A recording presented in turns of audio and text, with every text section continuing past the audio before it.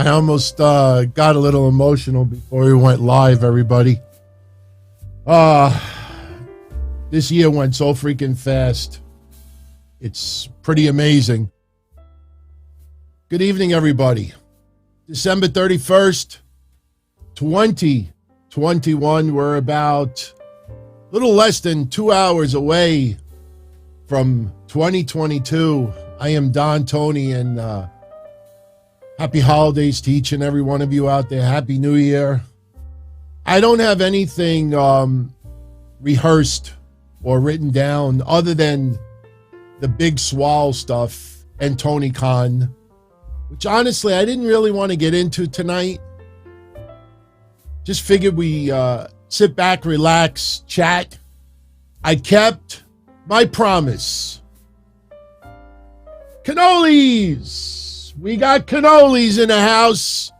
We got cannolis in the house. I kept my promise. We have pizza in the house. In a little while, we'll have a little champagne. My better half will be making an appearance. Let's ring in 2022 like we started 2021. Family, no controversy, not living on the drama. I tell you, I look back at this year, man, and, you know, the one thing that really sticks out of my head, not even personal stuff, not even family, friends, health. I had some pretty good things happen in 2021. But then I'm reminded of a tweet that I wrote 2 weeks ago about Daphne taking her life, New Jack passing away, beautiful Bobby Eaton, Mr. Wonderful Paul Orndorff, the question mark, Joseph Hudson, Butch Reed, Melissa Coates, Jody Hamilton, Dominic DiNucci, Corporal Kirshner, Marcus Crane, Del Wilkes, Tony Marino, Angelo Mosca, Blackjack Lanza, Don Cornoodle, and I could go on and on. Man, everybody's got to go sooner or later. But, you know, when you're friendly with someone, it hurts just a little bit more. Shout out to AS7607. Make sure you check your emails. I emailed you tonight. Hope you're doing good. The Daphne stuff really, really was brutal. And, you know, that moment, I've been doing this stuff now for a little less than 2 years. Trust me when I tell you, I can't put a camera on the ceiling, but when I say that I have glue, tiles, and foam glued with professional glue, that son of a bitch ain't going anywhere. And then literally that night, literally 1 minute after they estimate her passing, freaking ceiling tiles fall down. The insulation tiles fall down from my ceiling. I know a lot of you remember that.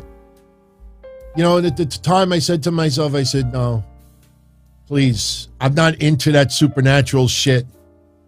But that just summed up everything. I just, I'm at a loss. I'm at a loss. And, you know, I tell you, you think about this other woman, very, very special woman. And the funny thing is that for most of us, she's not even in our generation. But I'm a little surprised with all of the comedy that is always surrounding Betty White, the love and the comedy. I would have thought that we would have had a boatload of people, maybe even Betty White herself, that says, look, how do you close out not only Betty White, but how do you close out 2021, put all the attention on her? You can't even write it. You can't even make it up. New Year's Eve, Betty White passes away at 99 years old. People Magazine had articles out today on sale. Betty White turns 100. not so fast. Not so fast. Man, I'm hoping I live to be 59. She got to live 40 extra years, 99 years old. God bless her. And you know what's the greatest thing about her? Always smiling. You know, she wasn't one of these whack job health nuts that ate carrots all day and drank only bottled water. She had hot dogs. She had vodka. She would have a little screwdriver here and there. She'd eat meat. And she lived to be 99 years old. And here I am for freaking 3 years. Yes, I am down 2 pant sizes. Yes, a lot of my blood work is in check. You mean to tell me for 3 years I deprived myself of pizza? No more.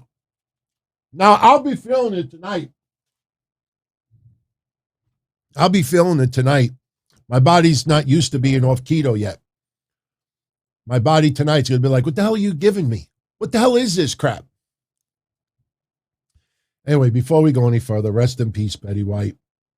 For everybody who passed this year, it doesn't have to be famous people. I know there's a lot of you out there that had some family members, friends taken away as well. Shout out to Roger Rubio with the $10 super chat. Thank you very much, Roger. Was it Robber? I'm the robber. Thank you, Rob. I'll put it back up on the screen. I'll give everybody some shout outs right now.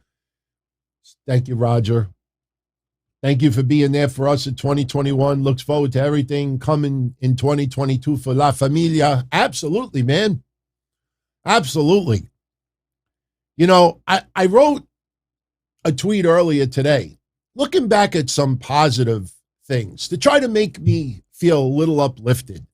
You know, I set my wedding date. I got another year to spend with my parents. I got another year to spend with her. Made friends with some very wonderful people out there that I didn't know at the beginning of the year. You know, we grew 6,000 subscribers on the channel. Signed with Blue Wire. We're a member of the Blue Wire family. You know, and those are highlights. But a lot of 2021 still sucked eggs. You know, I don't think we need to repeat some of the other things that went down. But even if you look at that post, not a lot of people liked it because they see some positive things and it's almost like you're rubbing it in their face. You have to write something like 2021 sucked, 2022, let's hope will be better, and blah, blah, blah, blah, blah. 85 million likes. I don't know. I don't know if I really want to get into that Tony Khan stuff. I'm trying to resist for tonight. Shout out to AS7607. Shout out to Guardian of Chaos. Oh, we talked about that the other day. But hey, Guardian of Chaos always earns an additional shout out from yours truly. Ken TerminatedbyDQ at the 5 spot. Thank you very much for being a class act, despite what my idiot haters, they're not your haters. They just like busting your chops. Sam Benjamin, Happy New Year's to Austin Nance. How great has Austin Nance been as a moderator? Golf, you are sick, man. You are a sick son of a bitch. How many Jit Gel rags did I go through on pictures of Betty White? I could honestly tell you. I know for newer listeners or viewers, they're going to be like, what the hell is this guy talking about? I never, ever took the Jit Gel rag out for Betty White. The people that don't know what that is, it's usually for guys, and you're home alone, no pun intended, and you're watching TV, something on the TV is attractive to you. You get a little excited in more ways than one, and you go for the Jit Gel rag, tissues, sock, whatever it is. Yeah, I know, disgusting, disgusting. Ozzy Nuin. Salud Paisan, a brother from an Argentine mother. May the next year be better than the last. Look, man, Ozzy, I'm telling you,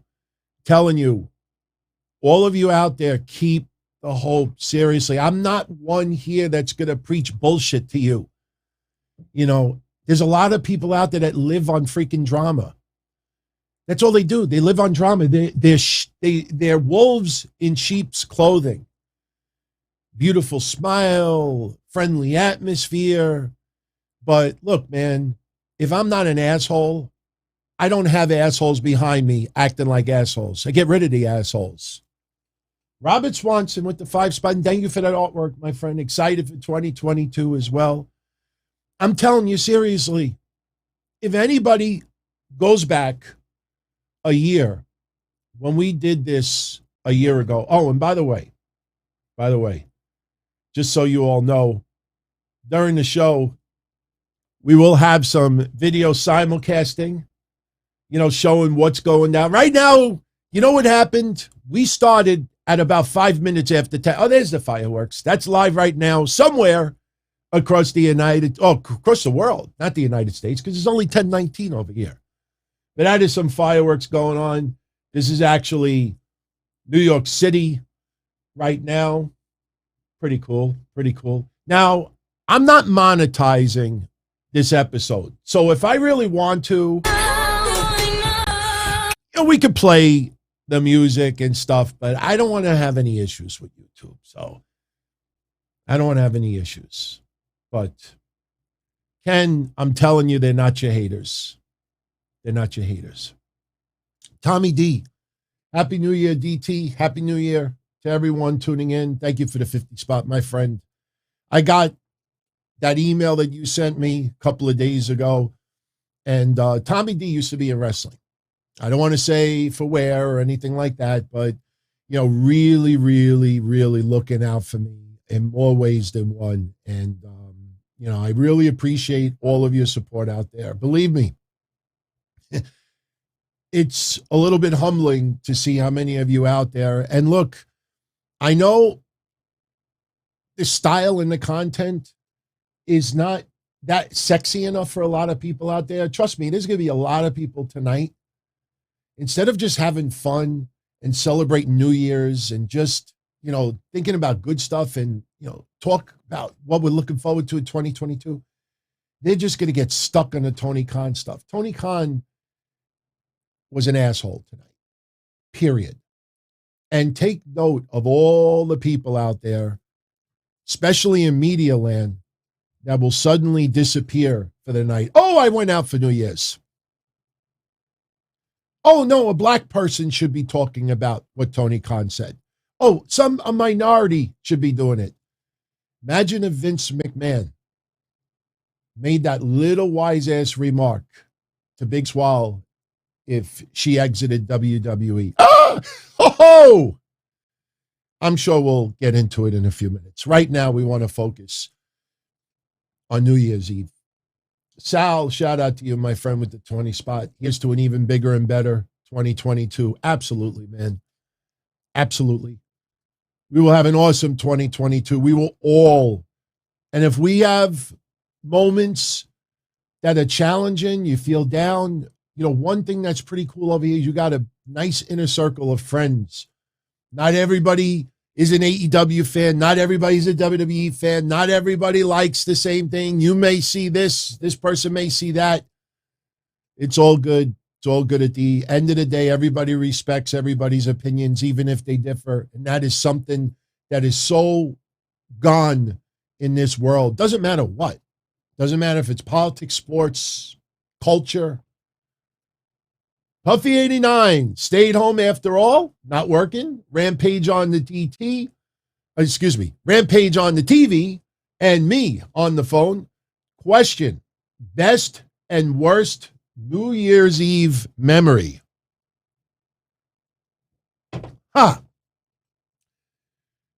Boy, best, worst New Year. The funny thing is, I'm not one to go out on New Year's Eve. I'm really not one. I went to a dinner, like a place maybe like 20 years ago. You pay like $100 and you get dinner and they can dance and this and that. Me, I don't dance. What am I going to do? Sit there and watch everybody else dance. Several years ago, I think I told the story once that on my brother's wife's side, they had a woman, girl, fly in from Italy. And this was probably about 13, 14 years ago. And it was like a bad episode of Three's Company. You remember the episode of Three's Company where somebody's relative flew in from some distant country and she spoke no English and Jack is supposed to take her on the town? This is the exact same thing. It was right before New Year's, like a couple of days before. And they said to me, Anthony, why don't you take her to New York City? Why don't you too? And she looked like a model. She was outrageous, but she didn't speak an ounce of English. Now, I don't remember much of taking Italian when I went to school. I still remember when I walked into McDonald's in Italy in 1985. Dammi un bottiglia del vino bianco. Give me a bottle of white wine, because McDonald's sold wine. That's all I remember. Or stu nuts. Hey, stu nuts. Stu nuts. Gifa. Buttana. I love all these wannabe Italians out there because they wear the goofy hat or they try to be like this. They don't know what the hell they're talking about. I don't have a bad New Year's Eve memory, but I don't have a great, tell you the truth, maybe last year, spending it with all of you. I know that sounds ridiculously pandering, but New Year's Eve, see, if anybody's been following me a long time knows that I don't celebrate my birthdays. Yeah, milestone in May, but I really don't. If you notice, even with the shows, in the next month to a month and a half, I am going to hit my 5,000th episode. People are out there bragging about 50, 100, 200. I'm going to hit 5,000. It's going to be my in an hour and 35 minutes. It'll officially be my 25th year doing this stuff. We never celebrated episode 50, 100, 250, 500, 1,000, 2,500, 3,000, 4,000. No, I'm not one to celebrate like that. Not even birthday. So New Year's, no, I pretty much would stay home. If anything, I would get very sad. I get very sad now. Before we went live, I had this little bit of coldness come over me. You know, I'm just like, wow, what is New Year's Eve going to look like a year from now? I'm confident this COVID stuff will be tremendously better, tremendously better.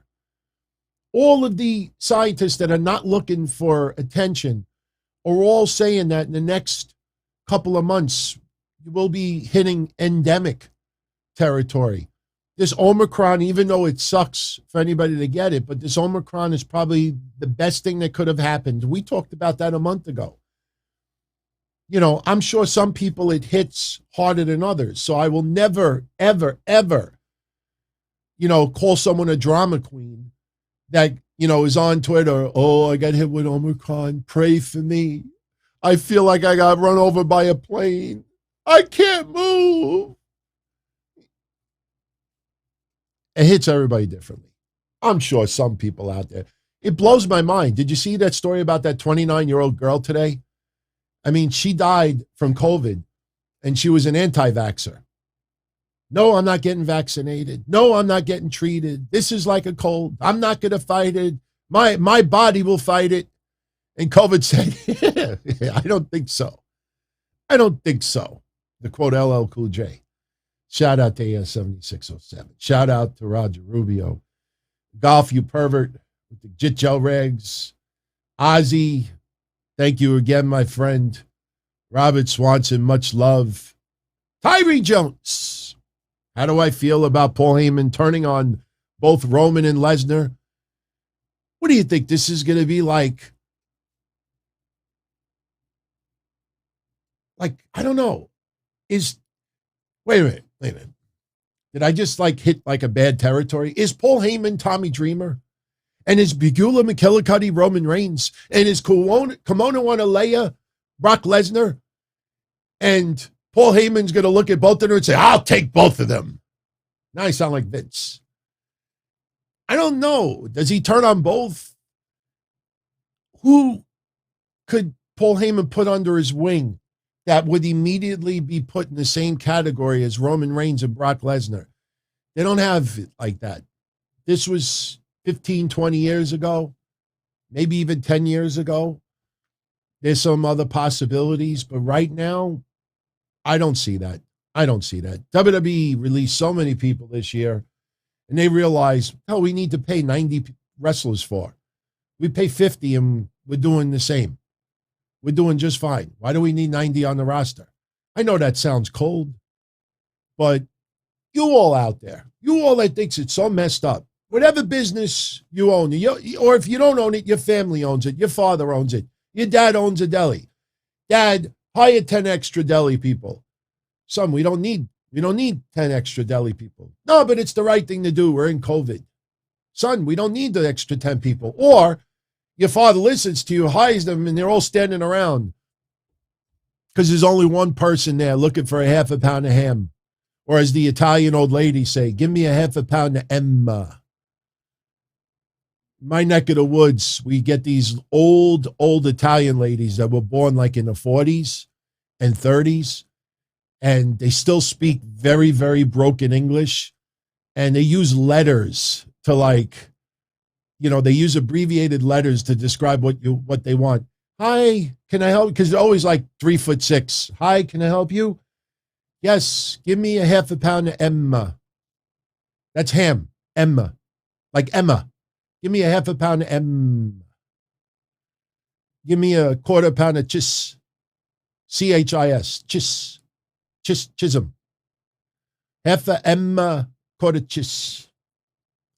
So no, I don't see him turning on both. Drew McIntyre is not in that league right now.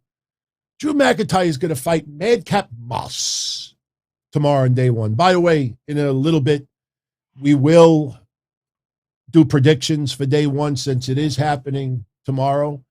I think there's an alert coming in. Somebody in the chat room said, how much for me to eat all 3 cannolis? They're good. They're chocolate chip cannolis. You don't have to bribe me with money to eat one. I'll eat it. I just feel I'm being a little bit disrespectful to chew on the show. I mean, I told you I was going to go off keto finally and eat some normal food, all of you. I have not had a cannoli. I didn't even have it when we all got together at Lucky 13 because I had the diverticulitis surgery. And I was forced pretty much to cut everything out. Everybody else was eating cannolis except for me. I'm going to make love to that thing in a little bit. Thank you, Tyree. One fall. I didn't know you were a Mexican. One fall. Monterrey, Mexico. This is his first donation on the show. Holy shit. What the hell is $50 Mexican? Hold on.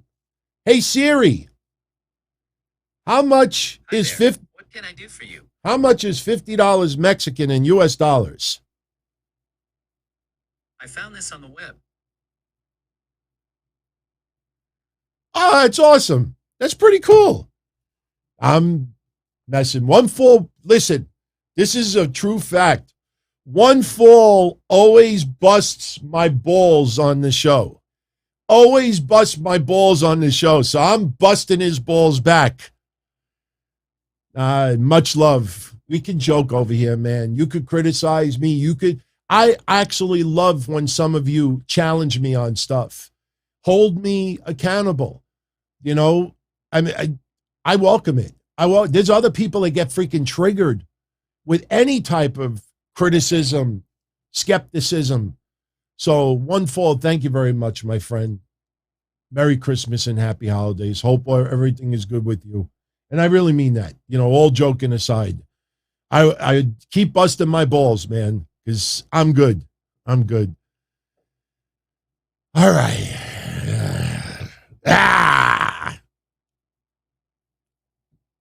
All right.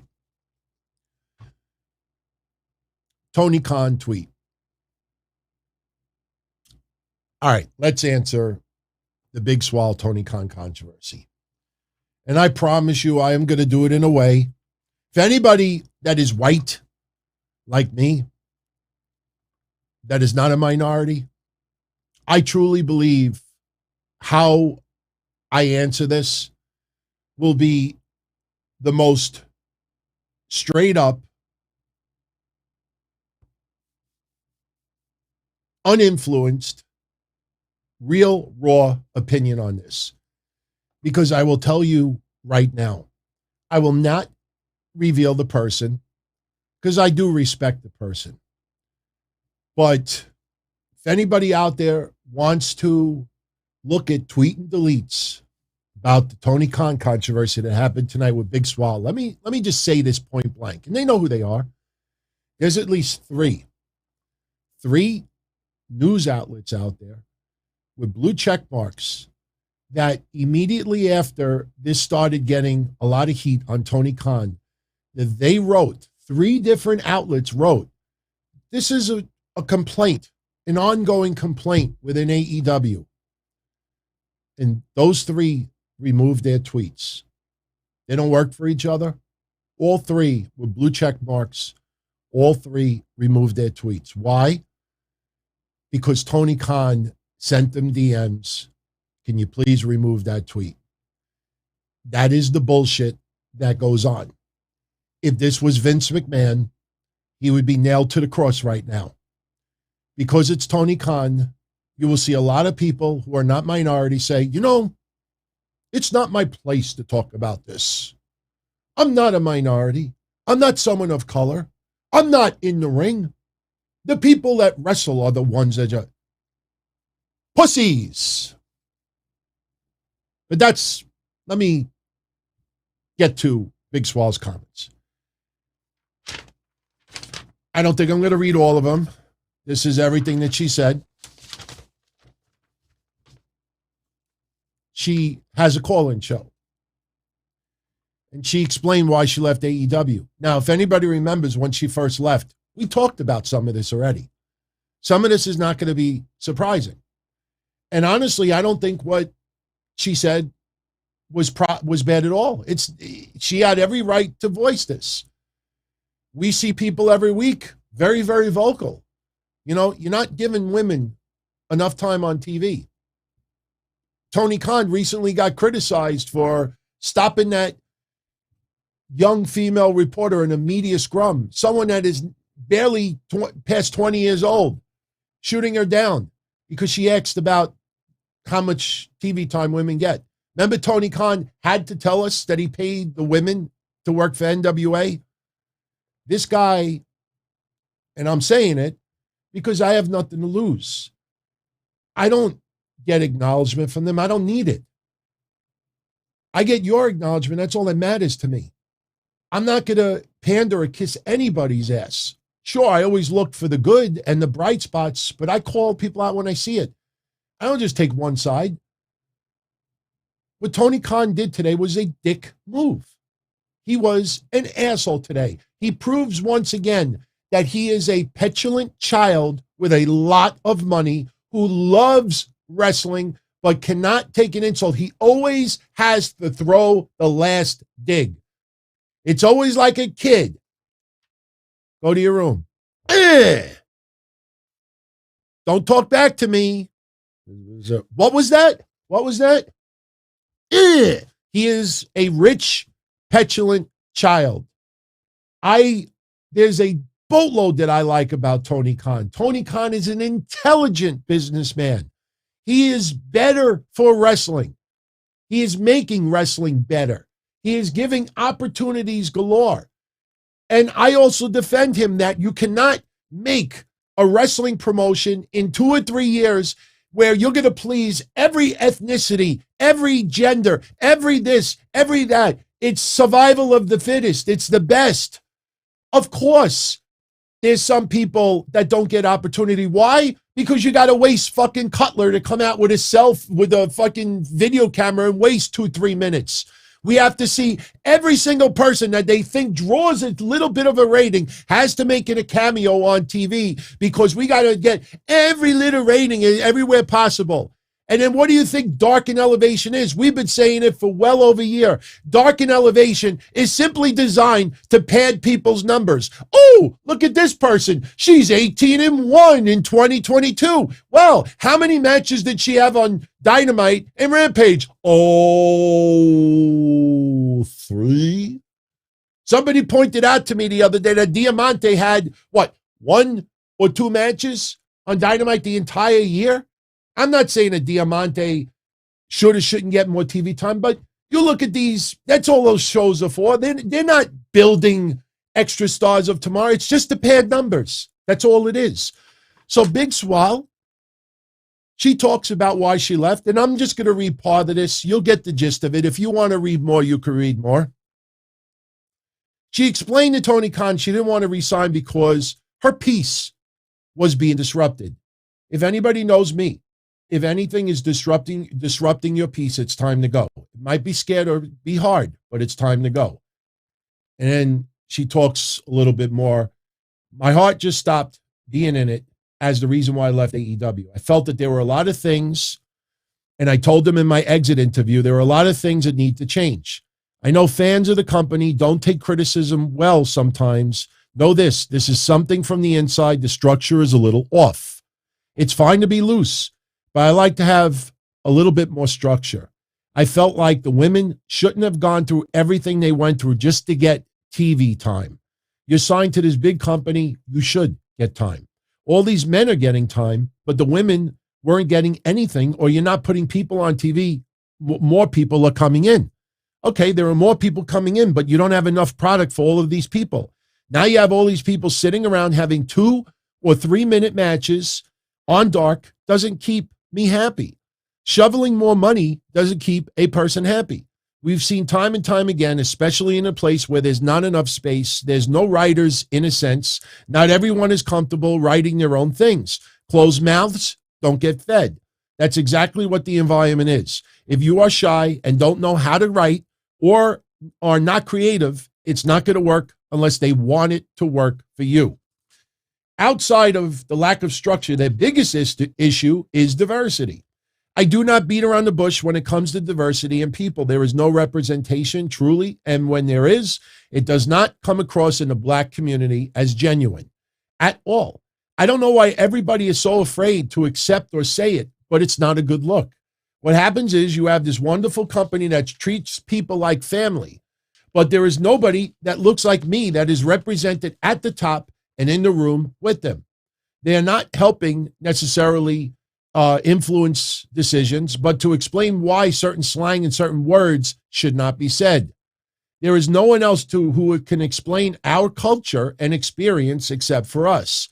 I knew something was up when my daughter, who watches wrestling, she would watch AEW all the time and seldomly watch WWE. She's not a big fan unless her father, Cedric Alexander, was on TV, which stopped happening after they botched the Hurt Business. She would say, Mommy, there's no one that looks like me on AEW. There's nobody that looks like Daddy. Then she started watching WWE because she saw Bianca and Big E. She saw herself represented, and that wasn't a click. You're absolutely right. I don't have an explanation. It's scripted sport. And then she goes on one more paragraph. I believe that the company is making better strides than before, but a couple of things need to be fixed. You have to be able to call people out. Not everything is perfect. I hope they listen to this with an open heart and not just say, she's just saying this because of X, Y, and Z. I genuinely want them to succeed. I love this art form. I love wrestling, and I want it to succeed, and I want people in it to succeed if they are genuine people. I want WWE to succeed. I want wrestling to flourish. I don't want to be a long-forgotten Tartarian sport where in the old days we used to wrestle, and it's folklore. I want nothing but the best, but I also want the change in application to happen with promises you made to be diverse. I want to see that, not just with black people. I would love to see a Latino or Hispanic or more Asians. I feel like Asians and Indians do not get love. They just don't. It's a big gap. I hate the fact that I turn on the TV and it's the same stuff over and over again. Hopefully they get the message. Me leaving, honestly, was not bad. There's no bad blood between Tony Khan and I. I just don't like my place peace being disrupted. I didn't like certain things, and other things I will take to my grave. The diversity, that's what matters. I don't think she said anything that was out of line. Tony Khan's response. 75 or 80% of his response, I have no problem with. Take a look at the last sentence. The top two AEW execs are Brown, me, and Mega. Jade, Bowens, Caster, Dante, Nyla, Isaiah, and Mark Quinn all won on TV this month. The TBS title tournament has been very diverse. I let Swole's contract expire as I felt her wrestling wasn't good enough. Rampage Street Fight tonight. Sir, you do not get my viewing rating. I'm sure I don't have a Nielsen box anyway. But this is the definition of an asshole. This is an asshole. That last sentence, I let Swole's contract expire as I felt her wrestling wasn't good enough. I had to throw the knife in the back. I will just leave it like this. You had to throw the knife in the back on the way out. There's so much that I like of Tony Khan, but he, at times, when it comes to Twitter, he is a petulant child that has meltdowns when the right people criticize him. You get someone of color, you get somebody a blue check mark, you get a woman, you get somebody high up in media, and he gets triggered beyond belief. Fox, that has no bias, no reason, to criticize, just talking about the cons, not a great month of December. And he's got to come back with 3 tweets, compare ratings, this and that. This man is a petulant child. And the worst part about it is, who's going to stop him? 2 things, viewers or his daddy. That's a dick move. See, and this is not to throw darts, but it's just to prove a point. I see people once in a while. They look like they've been in a trillion fights. You could look at the stereotypical street smart person, and they think, oh, they lived in the hood. They've scraped and clawed on the street all their lives. They battled, they fought, they clawed, they did this. But on social media, they get busted every single time. Tony Khan is a very intelligent child. That's how I look at it. He is a very intelligent child with a very, very fragile ego. I believe he will grow up. He's still, younger. But just take note. Take note. Just replace it and say, if this was Vince to make a remark, let's say Big Swole worked in WWE, or if it was Bianca, or if it was anybody else, and Vince wrote a tweet, oh no, I let her out of her contract because here, I forgot to show you this. Oh, by the way, this was March. She's a great wrestler. She's got a great personality. I think in the ring, she's gotten better and she could continue to get better. She has risen up. She had a great record in 2020 and reached the top contender at one point. She got a title shot. She didn't beat Cheetah, but she had a great match and she had a lot of great matches. I really like Swole. That was Tony Khan in March. She had a great record in 2020. Predetermined, dark elevation for the most part. Stats. The fuck is stats? Oh no, she's 32-6. Guy doesn't get it. He's got the money, I don't. So my views don't matter. Your views don't matter. The only people that are going to convince him, and look, I don't want to start singling out individual wrestlers, but I'll single out one tonight. Leo Rush, who is good friends with Big Swole,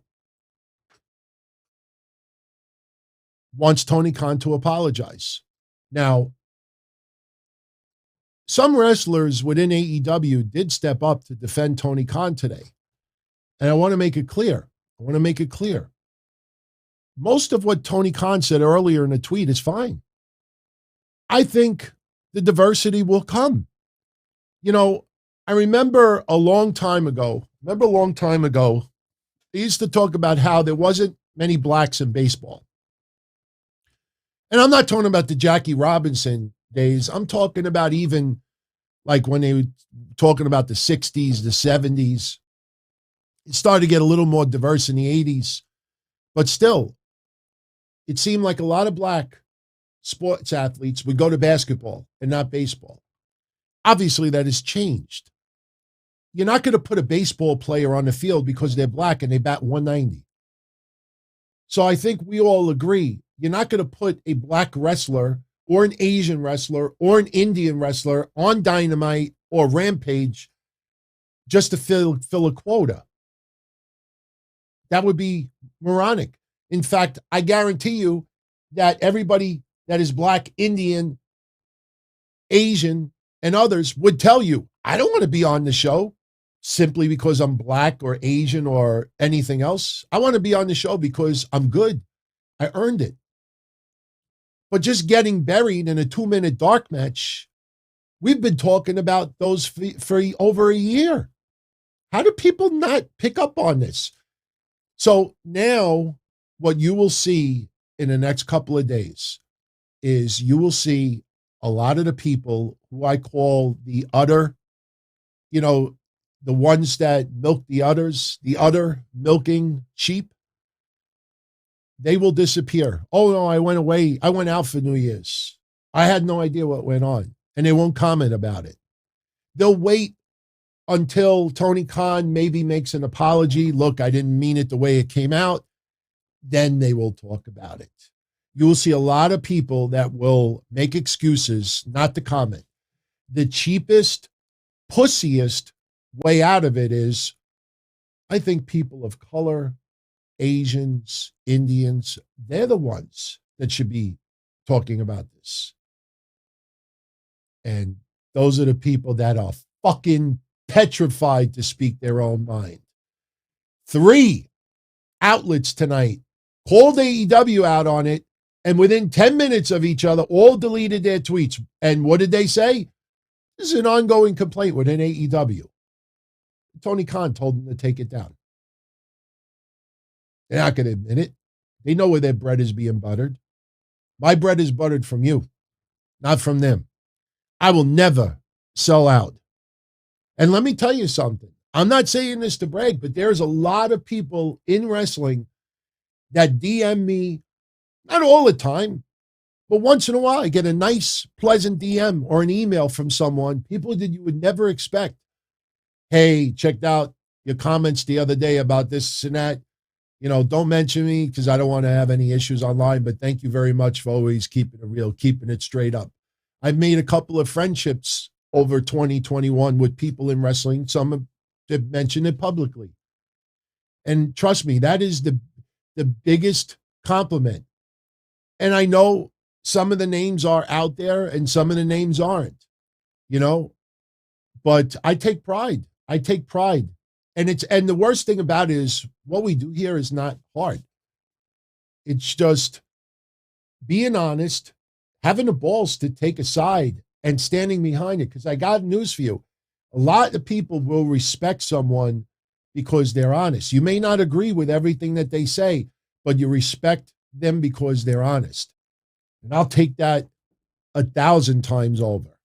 So we talked about it.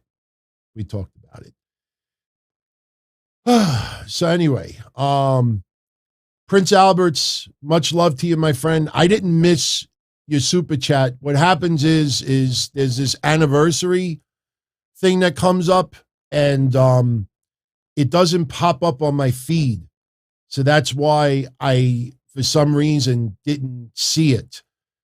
I don't know what it was. I'm trying to go back and look at it, but there's so much going on in the chat log. You know, could you just do me a favor? Don't super chat it. Otherwise, I'm going to refund it right back to you. Just type it in the chat room what you said. The anniversary ones, I don't know why they don't show up on the feed. And believe me when I tell you, a lot of people complain about that crap. They complain big time. Let's see. We still got fireworks going.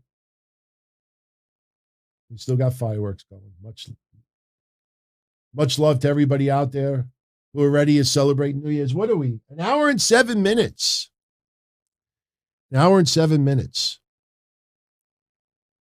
So, yeah, Prince Albert's, write it in the chat so I could shout you out because I can't go back.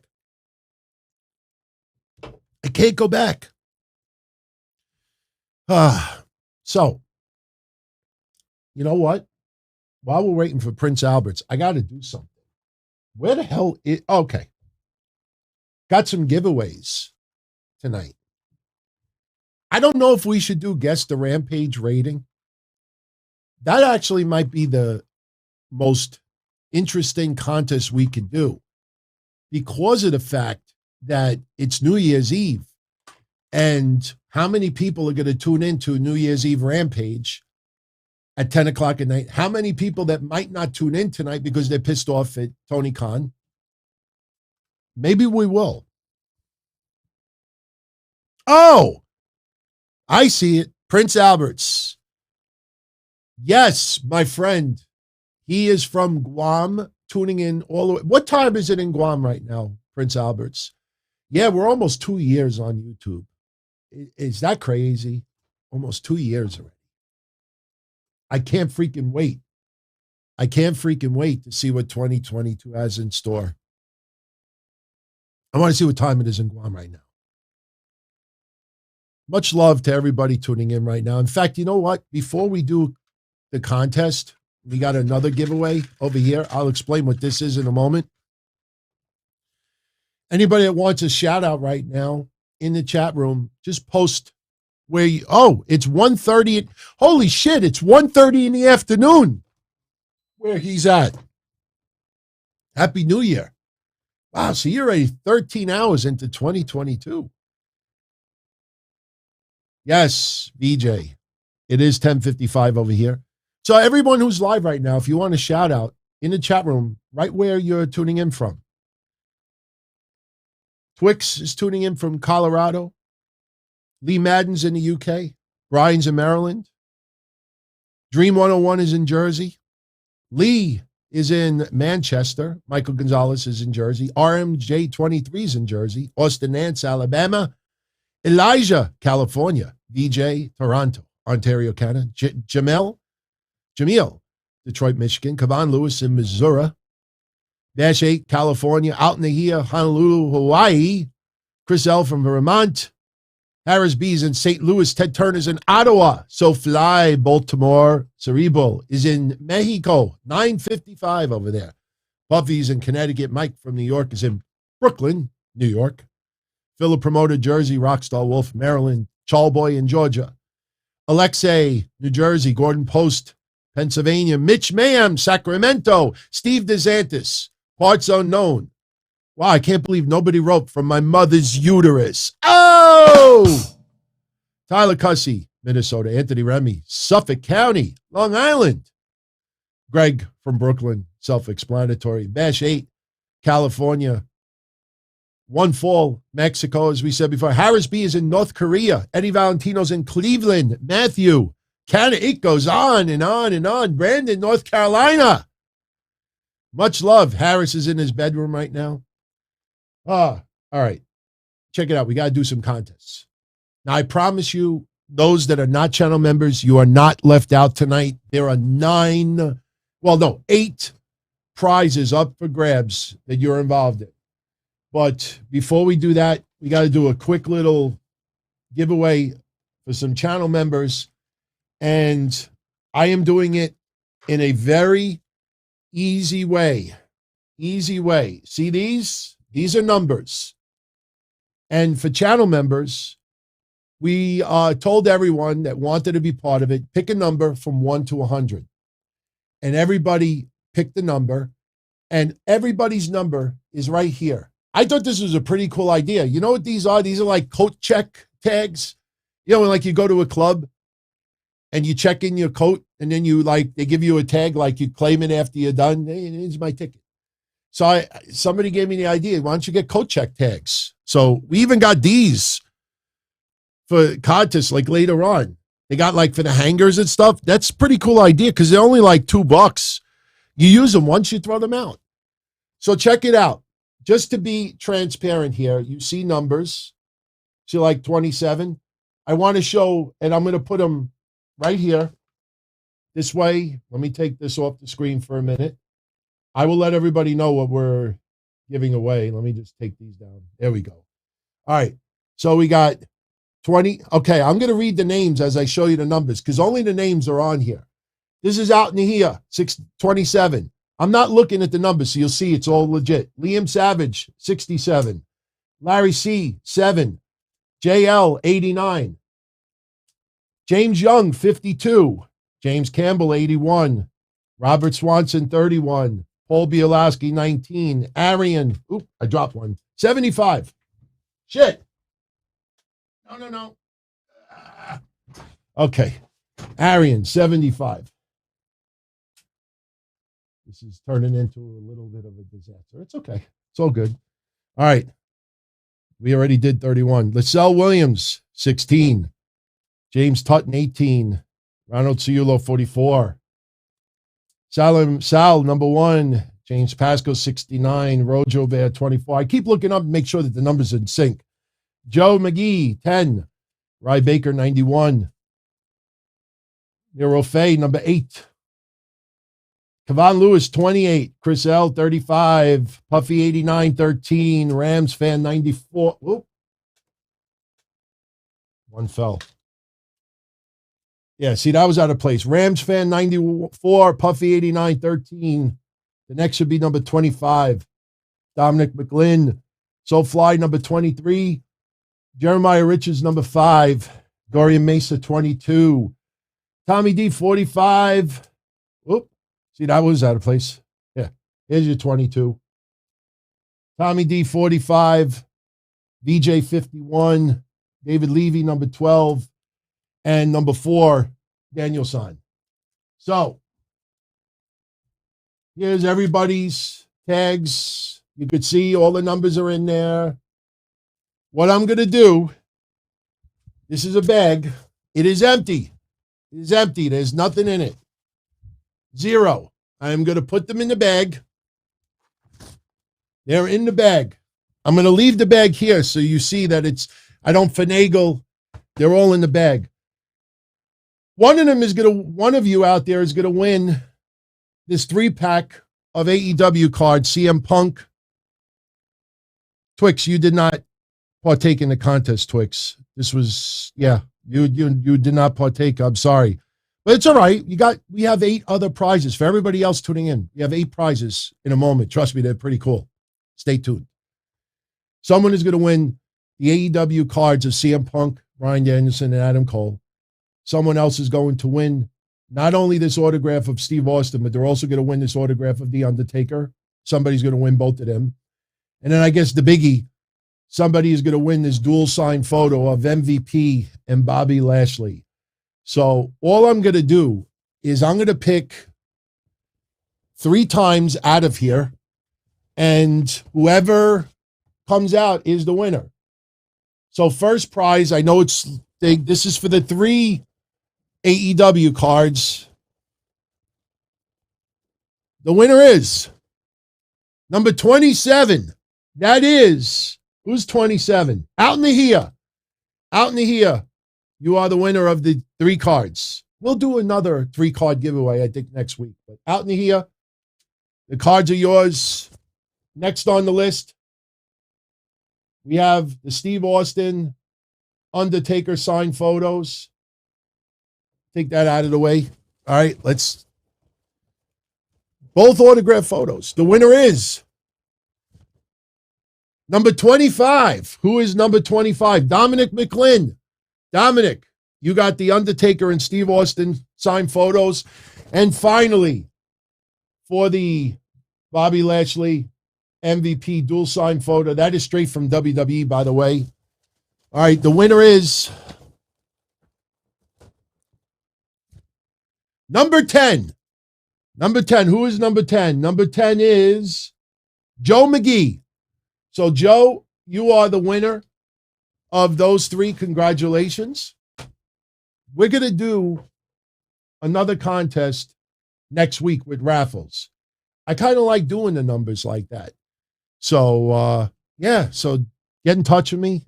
I'll ship them out for you next week. Now, for everybody tuning in, I don't leave you out.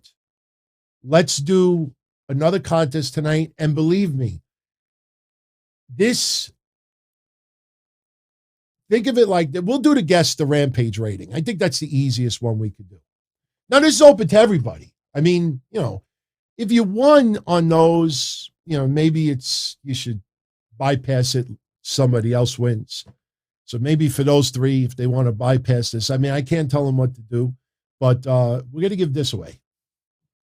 How's that? We're going to give away 8 signed photos tonight. Becky Lynch, Mandy Rose. Yes. By the way, yes, I got back one of the Mandy Rose photos so far. Now I'm waiting on the other 3. For those that don't know, a couple of weeks ago, we did a contest and I gave away, one of the prizes was 3 unsigned photos of Mandy Rose. The person that won it said, I just wanted to play for fun, keep the photos. So what I did was I wrote to the WWE Performance Center and I said, look, can you do me a favor? I told them who I was. I said that, I never sell any autographs that I get. I either keep them or I give them away. I said, I would love if Mandy Rose could sign these for me and send them back. I'd like to give them away on the show. I didn't get the 3 photos back yet, but I got that Mandy Rose photo sent to me. So I guess somebody put it in an envelope and sent it to me for now. So, yeah, the bobblehead is not included, though. You know what? I think I have an extra bobblehead. I don't want to start looking now. Yeah, I should have an extra bobblehead. You know what we'll do? You know what we'll do, too? You know what? The hell with it. For everybody who is tuning in after hours, because obviously not every single person's going to be able to tune in to see this live, because you're going out for New Year's Eve, you're spending it with family, friends, significant other. Maybe you're sleeping right now. Maybe there's a time difference. So I want to have a giveaway for everybody who tunes in even after hours.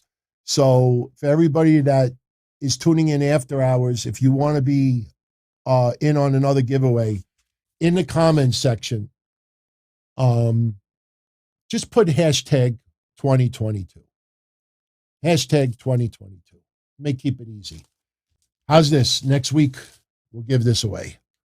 It is triple signed. It's still in the plastic, so obviously, I can't, it looks a little unclear, but this is a triple sign, triple crown, autographed Johnny Gargano plaque. It's directly from WWE. It's framed. It's beautiful. You can see on the back, it's got the WWE stamp. They sent me 2 of these a while back. So, I will say this.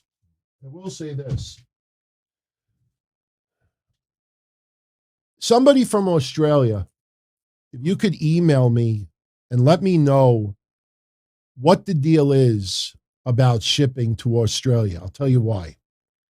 Somebody the other day won one of the CM Punk cards. And when I went on the post office website to ship it, the only option it gives me is Express Global. $69 to ship one card to Australia. I mean, do all the kangaroos have fucking COVID? I mean, to ship one card, $69. So for any of you out there that live in Australia, maybe you can guide me. What would be the easiest way to ship? It's a little envelope, a little card. I mean, I don't want to tell that person that won, look, $70 for a card. Don't put hashtag 2022 in the chat. I can't randomly pull it from the chat room. After the show is over, in the comment section, you could post it anytime during the week. We'll do it on I don't know. We'll do it on next Wednesday. This Wednesday show, since we talk about NXT and AEW on Wednesdays, and since Johnny Gargano was NXT, we'll do it on Wednesday. So you have between now and Wednesday showtime to in the comment section. Hashtag 2022, and somebody will win that plaque. Hopefully it's somebody that lives a block away from me. This way I could just leave it in their doorway and I don't have to ship it. All right, so now let's talk about the photos we're going to give away now. And for anybody that's on audio only, you're in on these too. Well, not that, but the Gargano one. And look, if you're not a fan of Gargano, put it on eBay and get $250 for it. I don't care. Trust me, when it comes to writing off taxes, expenses, I could say, hey, I gave away all these prizes. I write it off. You know, it's what you should do. Smart. All right, for everybody live, we're going to do Guess the Rampage rating contest. Now, obviously, Rampage it's now off the air. Went on tonight at 11. I heard the women had an awesome street fight. But thinking about Big Swole's comments earlier, I mean, do the women always have to fight in like street fights or bleed or do something out of the ordinary to get a little extra exposure? Would Anna Jay and the Bunnies versus Ty Conti, would Penelope Ford and the Bunny versus Anna Jay and Ty Conti, would that have been on Rampage if it was just a straight up wrestling match? We joked about it last week. Remember when we did the preview and I said, oh yeah, because, not everybody in that match is all that great in the wrestling ring. And not making fun of them, they'll get better. But you ask yourself, would they have been on Rampage if it was a straight up wrestling match?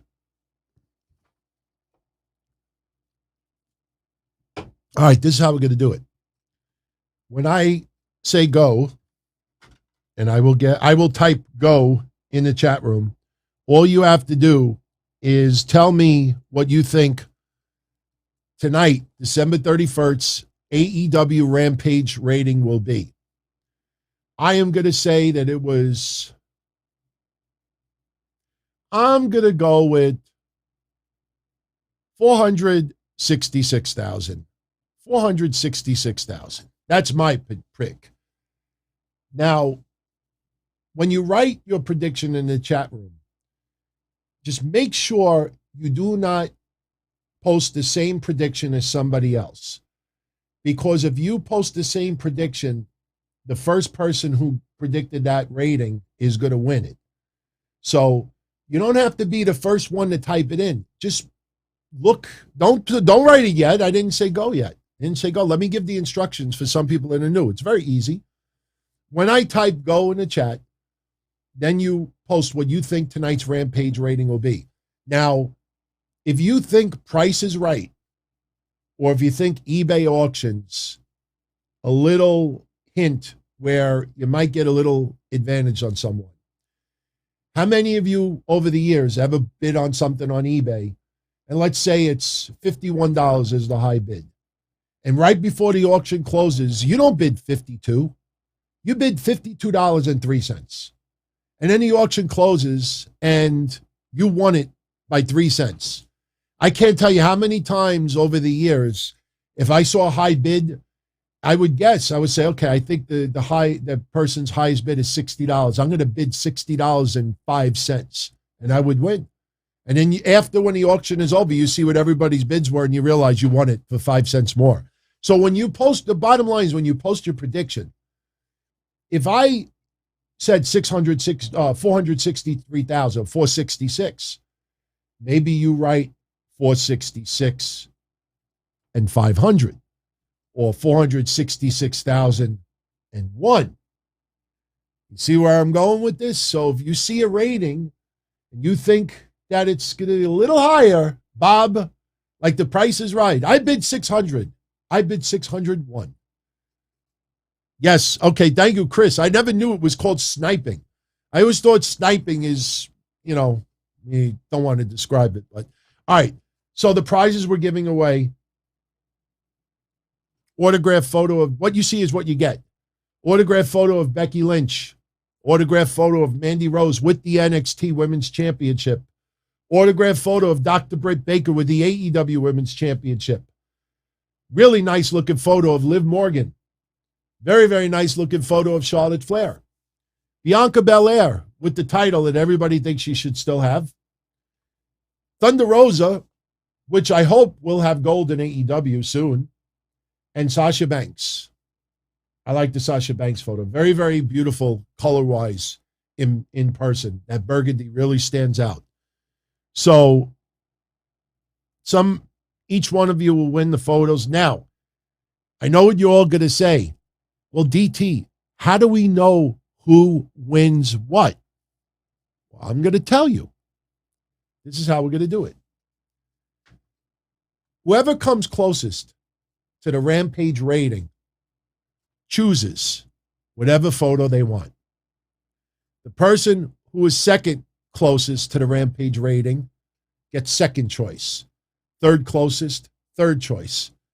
By the time we get to number 8, whatever's left over, honey, that's yours. So that's how we're going to do it. 8 autograph photos up for grabs right now. All you have to do is, when I type go in the chat right now, tell me what you think tonight's Rampage rating will be. I will announce the winners on Monday's show, and I will type it on the video as well. So Monday, even if you can't tune in for any reason, you'll see in the description. So anyway, go. Wait, let's make it official. All right, now go. Post your predictions. We'll keep it up for about 60 seconds.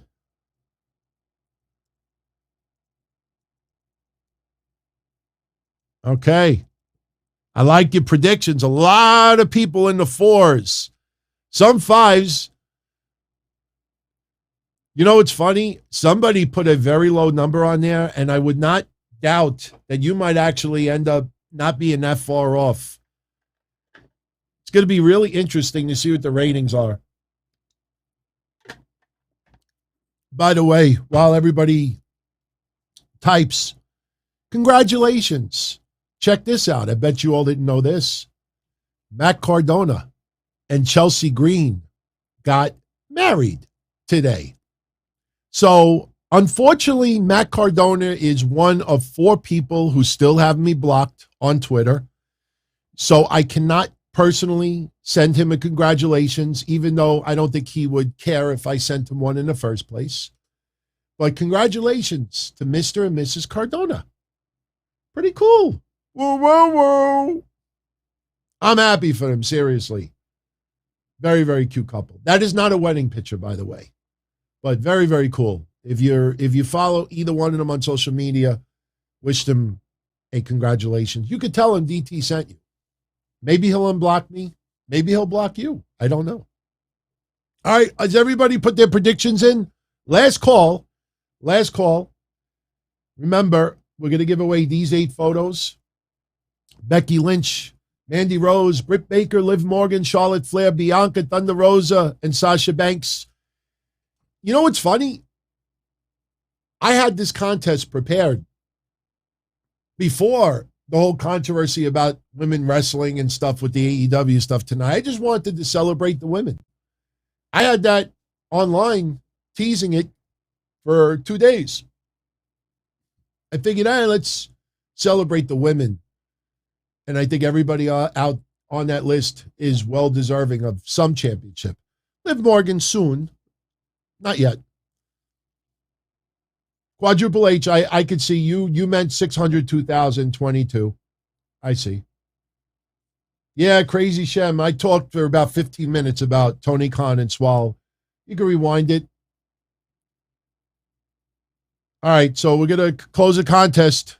10 seconds. 10, 9, 8, 7, 6, 5, 4, 3, 2, 1. All right, contest is over. All right. I see you, Mitch. All right, Mitch, you got it. All right. I'm going to put now it's over. All right, so now it's over. So we'd let them sneak in. Yes, we talked about it earlier. Rest in peace, Betty White. Unbelievable. Seriously. We should have thought about that and said, could you imagine if Betty White died on New Year's Eve? close out 2021 right before she turns 100. How do you like distract from New Year's Eve? We're all talking about COVID. Nah. So you know what was worse about the Tony Khan stuff? The fact that he did it on New Year's Eve. I mean, it's a moment to reflect. It's a moment to just think about, how hard 2021 has been for so many. I was mentioning this earlier. If you go back to last New Year's Eve, and we were talking about how, a lot of people thought simply because it was going to be a new year that COVID was going to be out the window, that miraculously things were going to get better. And, unfortunately, a lot of people really put too many eggs in one basket. I remember joking that 2021 is just going to be the 1-year anniversary of 2020. I mean, it really felt like, much was not going to change, and it didn't. In fact, I think for a lot of us, it got worse. I mean, the economy-wise, $4 gas and everything has gone up crazy in price. It was a tough year. I mean, even just as a wrestling fan, it's cool to see fans back in attendance. Trust me, I love doing Thunderdome, but I am happy if Thunderdome never returns. I'm not interested in seeing Thunderdome return. But, man, it's just, boy, some of the deaths especially, it's, man, very, very rough year for a lot of you. And look, I talked about the health issues. Jesse Davin, I didn't know her from Adam before this year, didn't know much about her. And I have a niece that is, how do I say it nicely, anorexic. She's been dealing with anorexia for many, many years. And I think it's from, her early years in school of being bullied about her weight. And there's a weird thing that happens to all of us, especially those that are out there that have been heavy or really heavy, and you lose weight, and you could be thin as a twig. You look in the mirror and you think that you're still that same weight, that same size. And my niece is beautiful. She weighs right now probably about, 100 pounds, 110 pounds. But there was some points where she was more around 80 pounds. 5'6", 80 pounds, that's sickly. And she's a wrestling fan, and that's how I started learning about Jessie with her battles with her weight. And I had talked to her before any of the stuff with the hospital. I told her about my niece. And, we saw what happened to her. She's battling. Jim Ross with the skin cancer. That kind of hit home. I'm not going to show you again, but you all saw pictures of my leg that people have said to me over the years, dude, you got to get that shit checked out. Hasn't gotten any better. Hasn't gotten any worse. To me, it just looks like little cuts that never healed. His turned out to be skin cancer, but as of now, he is cancer-free. Don West, we talked about it 2 days ago. Can you believe how many websites that it still have not talked about it? I just shows you how, people, unless you play follow the leader, they don't think for themselves. Once everybody talks about it, then suddenly everybody will act like they give a shit about Don West. It's 2022 is not good. A lot of deaths with COVID. I think a lot of people thought that, once Trump was out of office, COVID will be handled much differently. To me, it's gotten worse because, look, I consider myself more of an independent, but I am a registered Republican. But I've had 3 shots. I believe in the vaccine. And the reason why I believe in a vaccine, and I don't ever push it on anybody else, but I always compared it, if you know my dumb analogies, I always compared it to a nightclub. If I own a nightclub and a whole bunch of people outside come in and their names are COVID and they start tearing up the place and I don't have any security, anybody inside that knows how to, protect the club, kick these assholes out, they're going to fuck my club up. So even though I don't want to have to take a vaccine, but if I know the vaccine is going to equip my club with a couple of security guards, my club still might get a little fucked up, but I have some protection. That's how I look at the vaccines. I can't believe how many people that I used to get along with politically that are totally against vaccination. My body, my choice. My body, my choice. And I respect that. If you feel that you want to get vaccinated, don't. Just be careful. That's what I always say. Just be careful. But my God, to actually make people feel guilty for being vaccinated. I mean, even a friend of mine that owns a restaurant. I mean, he tells people at the door, look, I can't let you in if you don't have proof of vaccination.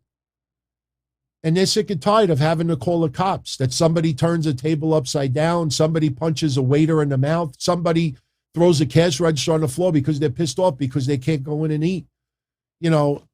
It's messed up.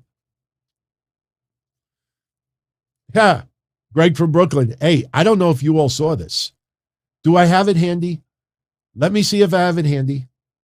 If I do, some of you will get a kick out of it. I promise you it'll be worth the wait. That's not via Mahan. I promise you it'll be worth the wait. Let me see if I can find it. Let me see. I think it's coming up. Maybe I don't have it in this computer. I thought I did. You'll get a kick out of it. I promise. By the way, it's 11:25 p.m. for those tuning in that do not have a watch right now. I'm trying to find something to show you. Best wishes again to Killer Cross and Scarlett. They got engaged this year as well.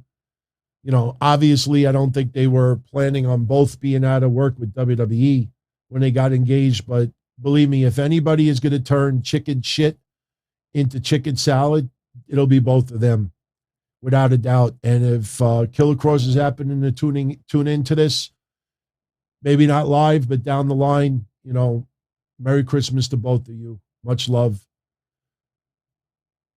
I think Scarlett is still pissed off when I didn't think, that Mexican fan that grabbed her shoulders or whatever, I didn't think it was that big of a deal, but I'm not a woman.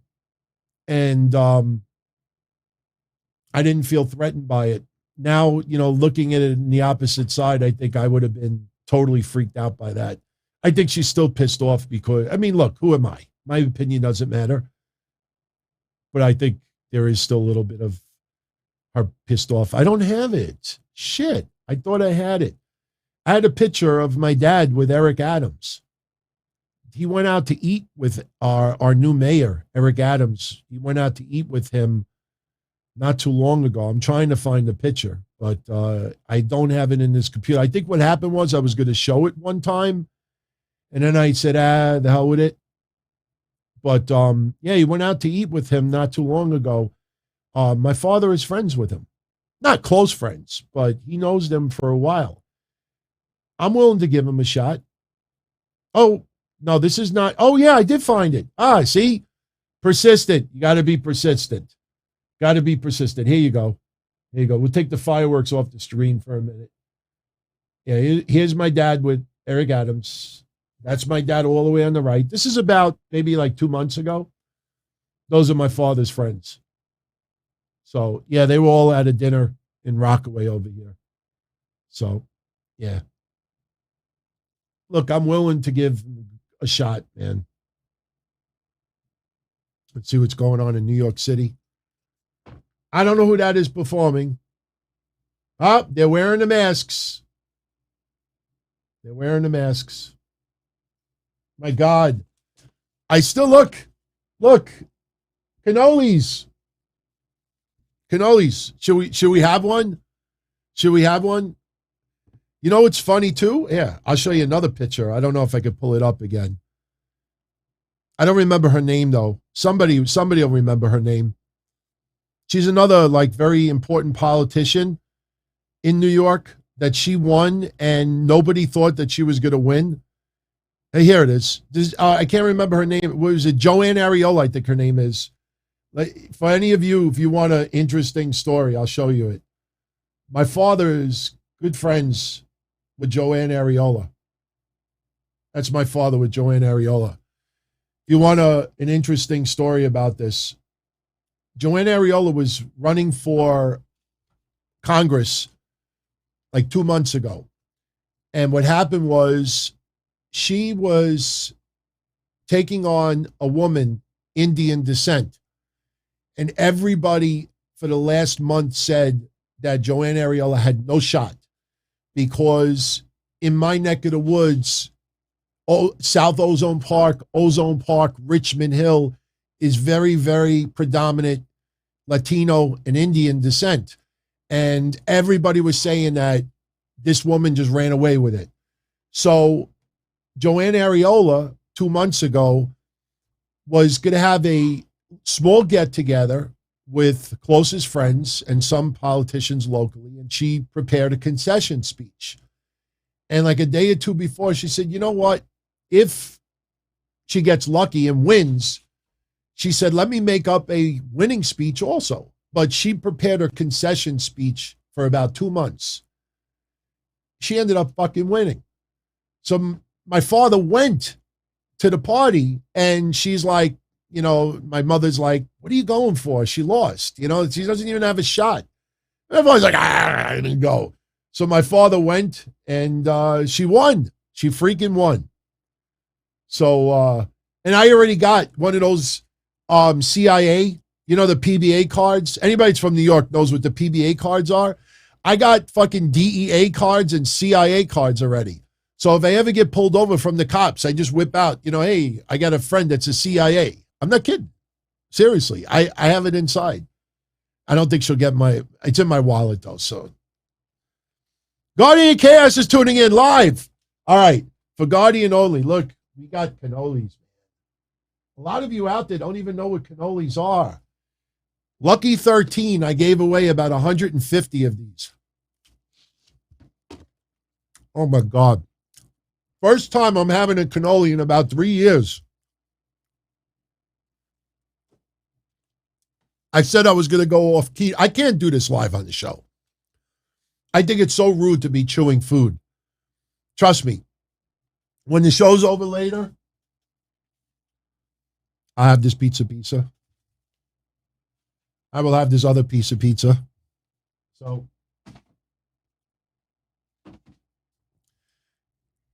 you know what's fucked up? I'm going to show you something too. In my house, I have this. Now I'm going off keto. So I've been craving for a Diet Coke for ages. I have no Diet Coke in the house, but I have these. I have these. I'm going to drink this son of a bitch tonight after the show is over. I'm going to fill them up with sand and I'm going to leave them on display.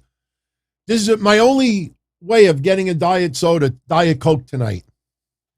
I'm going to drink those later. Have a Diet Coke with Don Tony. So for any of you that tuned into Rampage, how was it tonight? How was it tonight? I mean, Cody obviously was retaining the title against Ethan Page. I think that was pretty much a given. Jungle Boy probably won his match. Sam, I am going to pop those. I fill them up with sand. They're not going to be worth money one day. I thought about it. I'm like, oh, you shouldn't open it. It'll be, you know, it's a nice little collectible. But if I put black sand in it and close the top, it looks the same. Why does it have to be soda? You know what I mean? It's not like a collectible where I'm going to put it on eBay one day. Brian says Cody is the greatest. You know, when I said Wednesday that Brandy's going to be fighting for the title in the next couple of months, Kind of gives a whole new meaning after what went down earlier today, huh? Yes, Coke Zero. I'm not going to lie. Once in a blue moon, I had a Coke Zero, and I freaking loved it. But honestly, look, I was on keto for 3 years, a little less than 3 years. I dropped 2 pant sizes. Overall, I've dropped I'd say about 30 pounds, 25, 30 pounds. So, I'm going to go off keto for about a month. Hopefully I don't gain anything. Obviously I'm eating pizza and cannolis tonight, but I really didn't eat much of anything else. So, the whole trick is if I'm going to eat this stuff, you don't eat 15 of them. But if I don't gain any weight, or if I even stay around the same, then I'll stay off of it. But if I start putting weight back on, I'm going to go right back on keto. But people told me for the last couple of years, you should rotate. Go on keto for 6 months, go off of it for a month. Go on it's almost like you're resetting your body. So tomorrow, I guarantee you, tomorrow, I will be probably in the bathroom at least a half a dozen times. Tonight, my body's going to be like, what in the blue hell did you put inside my body today? Kappa the Great, home. Sick as a dog. Kappa, feel better, my friend. Feel better. And much love again to Prince Albert. Sorry for missing your anniversary thing chat before. Like I said, for some reason, it doesn't pop up on the feed. So let's see what's going on. Oh, by the way, don't forget, tomorrow night. Yeah, I didn't spend too much time making up a really creative thumbnail. All I did was just put my face on it. There was a lot of stuff going on the last couple of days. So tomorrow I will definitely do your day one pay-per-view recap and review. It'll be live right after the pay-per-view ends. Should we do predictions now? Yeah, let's do predictions now. Great. I didn't print them. It's all right. I got them on the website. One thing I noticed right off the bat, we did not get, no, this is not good. Hang on.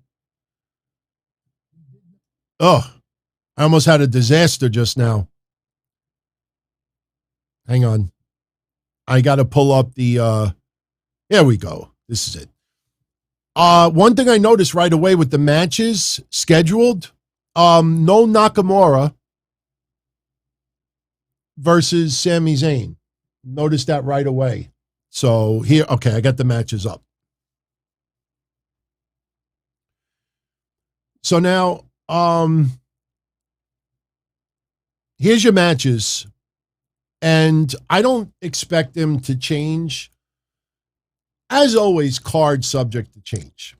I mean, that's been like that for 50, 60, 70 years.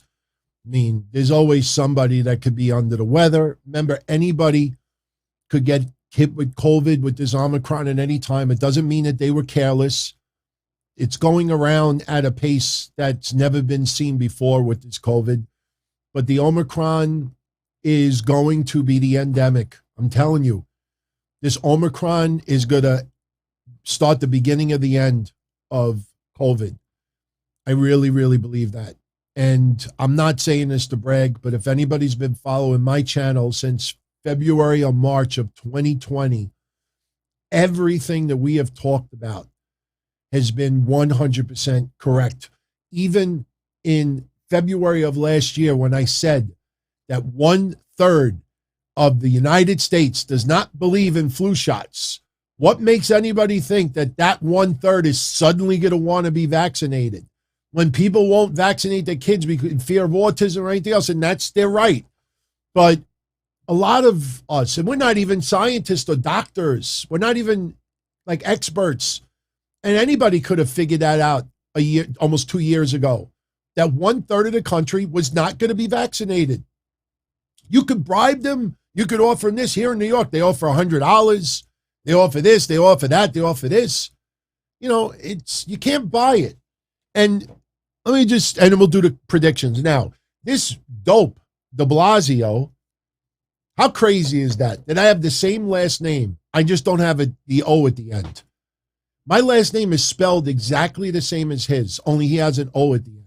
You have any idea how many morons have said to me over the years, are you related to the mayor? No. That's de Blasio. I'm de Blasi. You know? So anyway, this idiot, and if you notice, I don't ever talk about him on these shows. I don't bring up politics anymore on these shows unless I absolutely have to, but tonight is his last day. He's out in 20 minutes. This idiot says about Times Square, because right now in Times Square, this is what's going on. He says, oh, we're going to show the world that we can overcome this, that we're better than this COVID. You say that about terrorists. You don't say that about a fucking virus. Oh, we're going to celebrate and we're going to show the world that we can, we're bigger than COVID. We're beating it. We're doing this. What does that mean? It's such a stupid comment. You say that when there's terrorism. You say about a freaking health idiot. Moron. Fucking dope. Anyway, let's do predictions. And then in 20 minutes, we will have some champagne. My significant other will be coming into the room. Just think, a year from now, I will be officially married. We could tear up. I'm sure Tony Khan wanted to do this about Big Swole's notes. We already read it. In about 15 minutes, she'll come in here, and we will have a toast all of you for Happy New Year. And we'll stick around for a little bit after. I don't want to guarantee I'll be here till 1 a.m., but we'll stay for a few minutes after. I'll probably have to call the parents, wish them a Happy New Year. So WWE Day 1, tomorrow. And the thing I noticed right away is Charlotte does not have a title defense. Shinsuke Nakamura does not have a title defense. This is the card as of tonight. I'm going to give you my predictions as of tonight. The kickoff show, we have Cesaro and Ricochet teaming up to take on Sheamus and Ridge Holland. And I'm going to go with Sheamus and Ridge Holland to win it. I know they've been doing 50-50 booking with Ridge Holland. Ridge Holland, they got to start elevating him a little bit. I hope Ricochet is not the one to eat the loss on this one, but you almost feel like that might end up, being the outcome in this match. I'm going to go with Sheamus and Ridge Holland to win. Drew McIntyre versus Madcap Moss. Look, I don't hide my disdain for Baron Corbin. He has gotten better. I don't feel like I have to go pee when he's on TV. But this Madcap Moss stuff has not worked at all. I know some people like it. I absolutely can't stand it. And I am curious. I don't ever wish anybody to be released. But Madcap Moss, something's got to change. Something has to change. I'm not feeling it. But can you imagine if he gets the win over Drew McIntyre? Drew McIntyre has suffered badly with Jeff Hardy's exit, as we've talked about several times before. Would WWE dare give Madcap Moss the win? I'm going with Drew McIntyre because I almost want to bite my tongue if I say Madcap Moss is going to win. But you almost feel with the WWE template that Corbin distracts Drew McIntyre, Moss hits his finisher, or the fruit roll-up. You almost feel that could end up happening. I'm still going to go with Drew McIntyre. I don't care if I end up being wrong. I just cannot find it in me to give the win to Moss. Hell no. Edge versus The Miz. Man, I tell you, the more I think about this match, I try to think one step ahead. And you know they're going with the mixed tag down the line. It feels that way. We talked about it the night that Edge and Miz had their first confrontation. Edge doesn't have too many matches, and some people want to see Edge have another title run. So I say to myself, does Miz really need this victory? I say no. I could see Edge getting this win. By the way, that's New York City, by the way, below, near. That is New York City. So we're just streaming that because I live in New York, and the ball will be dropping from New York. Hopefully, are we synced up with the time? Let's see, because you see on the bottom, it says 17 minutes, 28 seconds. When that goes down to 17, let's see if my clock goes to 11:44. Something tells me it's off by a few seconds. See, it says 17 minutes, 14 seconds. Let's see in 10 seconds if my clock in the top right-hand corner goes to it. Oh, see, it's off by about 10 seconds. It's off by about 10 seconds. I'm going to go with Edge to take the win. I don't think Edge should lose his momentum. He won against Kevin Owens in Madison Square Garden recently, and Edge, there's a possibility of him going for a championship in 2022. Sure, he could still go for a championship even if he loses to Miz, but I personally think Edge is the odds-on favorite to get this one. So I'm going with Edge to win that match. Becky Lynch versus Liv Morgan. Look, Mish and I have butted heads about Liv Morgan for a while. I like Liv Morgan. Liv Morgan is on her way to becoming a champion, but not yet. Not yet. And there's no rush. Looking back on it, WWE made the right decision not to put the briefcase in her hands. She is still extremely young, and she's got the fans behind her. But even if she wins, now what? She's going to be the champion, and you're going to have the elite of the elite chasing her for the title. And we're supposed to believe that she continues to beat Becky, continues to beat Bianca. If Asuka, it's just not yet. In my opinion, not yet. Becky Lynch wins. Will Becky Lynch cheat to win? Very possible. I'm going with Becky Lynch to retain. Oh, and by the way, did you get a kick out of all the reports that WWE sent out a memo about all the COVID guidelines, that you must wear a mask, that if you have any symptoms, you must get tested?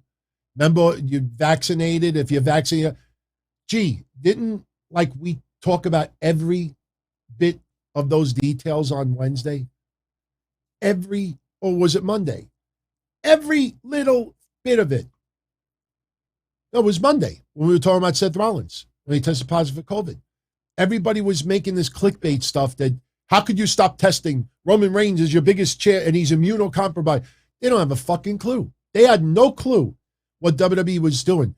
They were following the OSHA guidelines. Everything you read today on Fightful and everywhere else, that is the OSHA guidelines. I'm not saying it to pat ourselves on the back, but everybody who tuned in to Monday's show, you already knew what WWE was doing. But because they reported it, now it's see how the sausage is made, right, everybody? All right.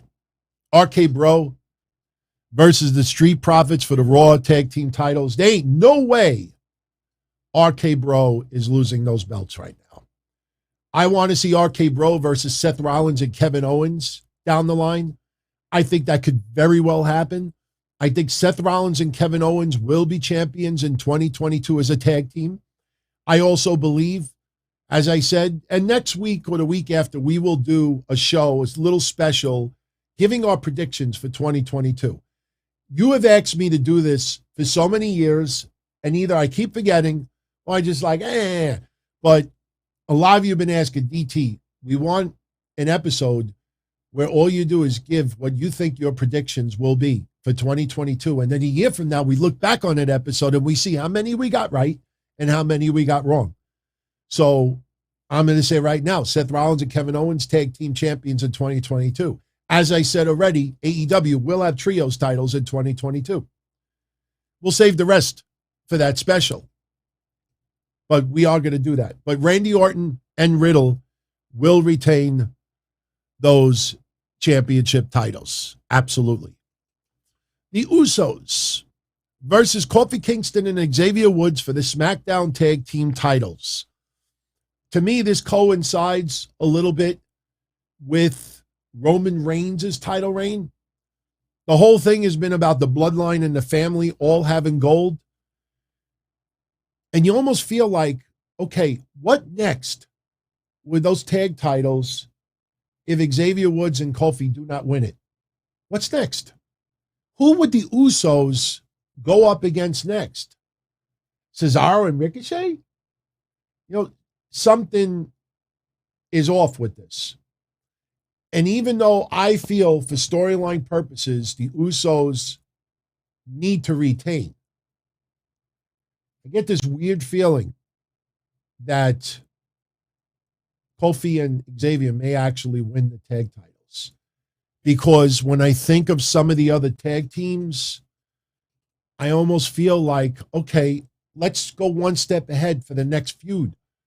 Who challenges for the tag titles after this? I mean, I'm not against the Usos and the New Day having matches, but this has been played out. But the fans still love it, so WWE will still throw it out there. Abdul Rahman, much love, my friend. Tuning in from Kuwait. Near is here. I just rhymed. I'm a poet, in case you didn't know it. Near is here. Much love, my friend. And this super chat. I'll get to you in a minute. I didn't realize it was going to. I can just do this. 2022 will be the year that he beats Hodgkins, becomes a father for the second time, and also we'll see significant peace this year. Yes, absolutely.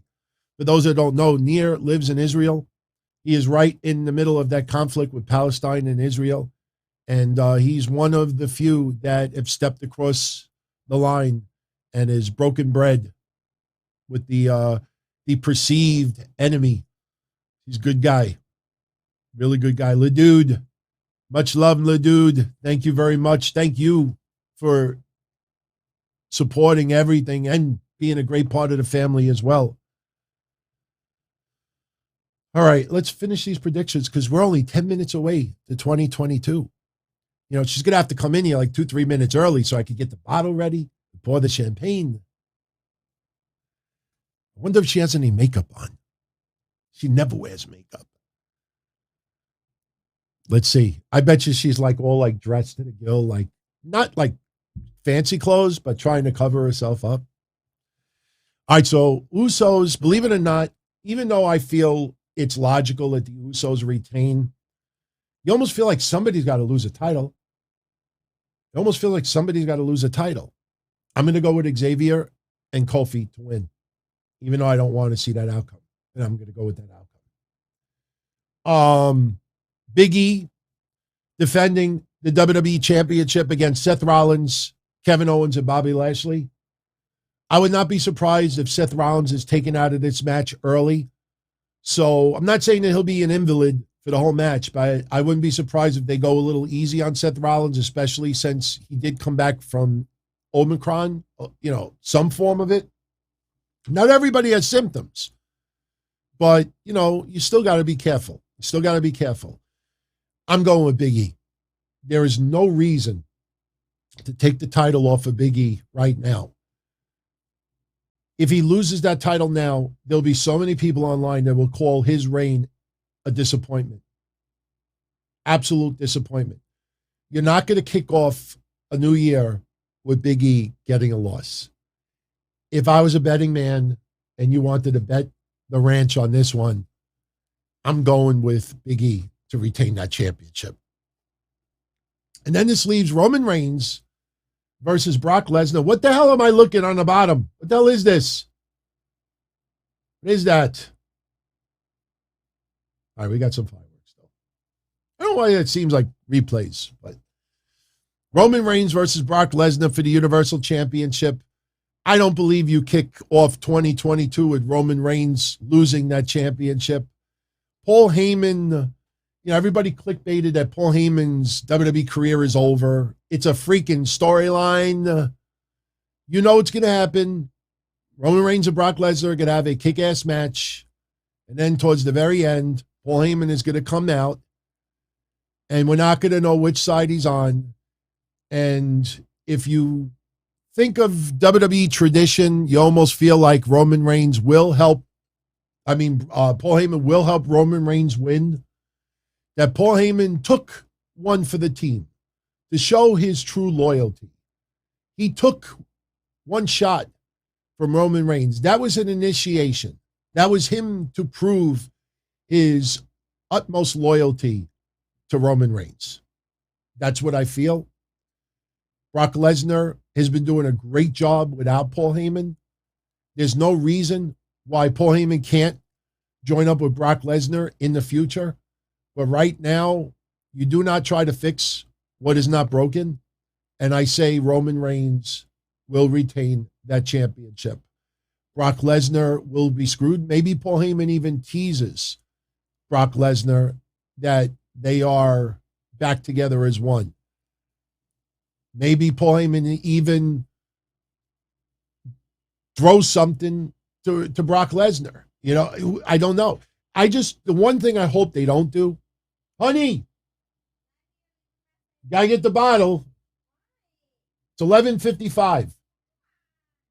One thing I hope they don't do is I hope to God they don't get Brock Lesnar disqualified, because I get this bad feeling.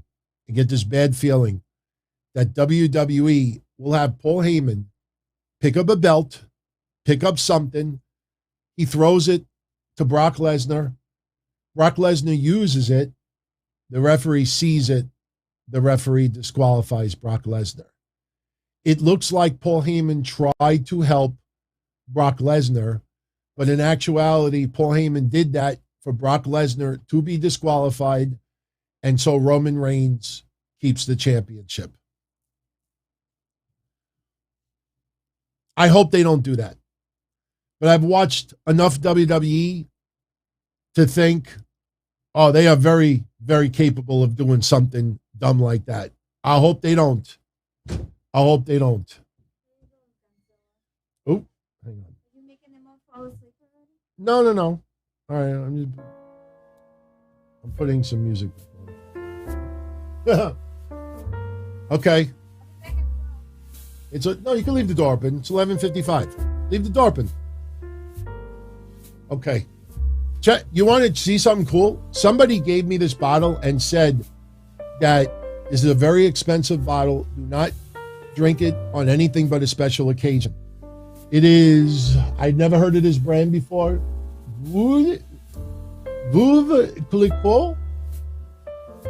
It's got to be fancy when you see this. You see that? There's like a woman's head on there or something. Yeah, there you go. There you go. Yeah. This is the music I played last year. Got to be careful that we don't break any lights. This would be a major disaster.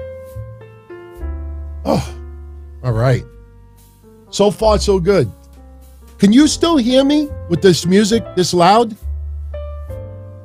I can't tell if the music is too loud. I'm just waiting to see response. Twix says it's you can still hear me? Okay. It says it's a $200 bottle of wine.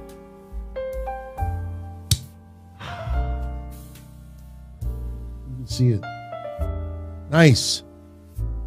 You smell? I sound like Mr. I've been binge watching Mr. Bean.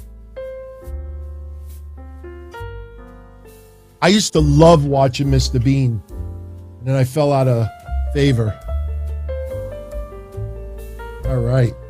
I don't know what we're going to do with the rest of this bottle.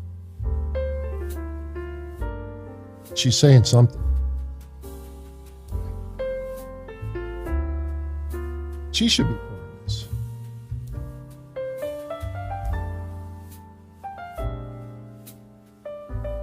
Ooh, I almost dropped it on my keyboard. All right, let's put a little more. We want to get her a little toasted tonight. Ooh. Drop some on my hand. All right, cool. Very cool.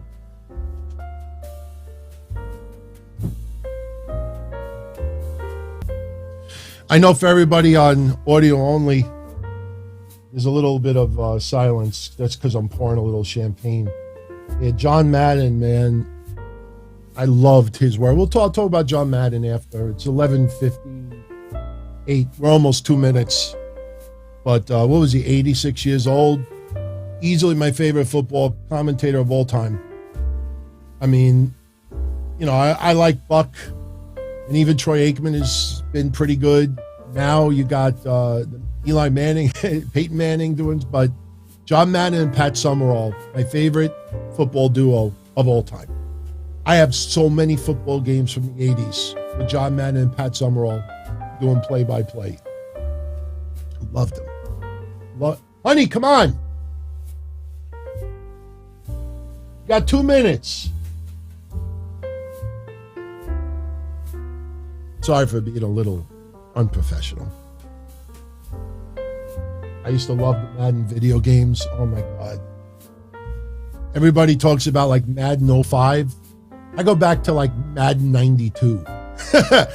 I mean, the Madden games were freaking epic. Madden was good. Guy was awesome. All right, come on. We got a minute. We're 1 minute away, everyone. Ignore that clock in the top right-hand corner because it's off by 10 seconds. See, they even took the clock off. Well, they actually did me a favor so it doesn't look like it's off sync. Come here. Yeah, Alexis, that's the little cracker. Is it? Is it really? Did it hit 12 already? I didn't see them drop the ball. Wait, what's going on with the TV? Oh, maybe. Wait, there's free. Why is he dropping? Well, it's not officially 2022. The ball is dropping now. See, this was tomorrow morning. Yeah, she likes mimosas. Everybody says 12 o'clock, baby. All right, I know, but the thing on the TV, they're like 45 seconds behind. So we'll do it from TV time.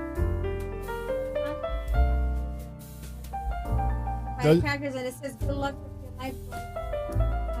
She's trying to be an on-air personality, and it's not working. It's the key. You gotta get on the screen. Oof! I dropped it. Good job.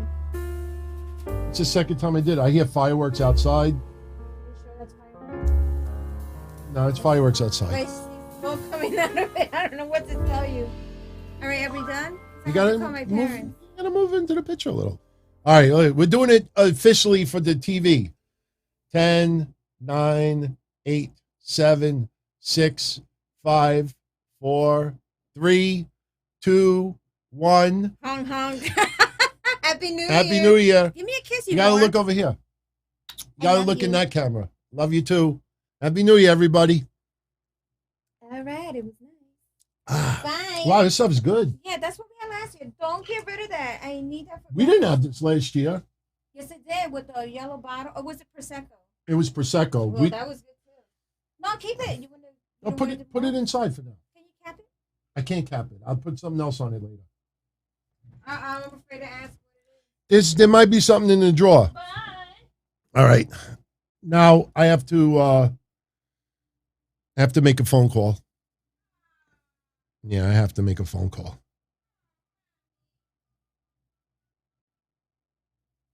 I'm going to tell my mom to put my father on the phone. He's going to be like, hello. Yeah, Happy New Year. Happy New Year. He's going to get right off the phone. Watch. You get to hear the man and the woman behind the.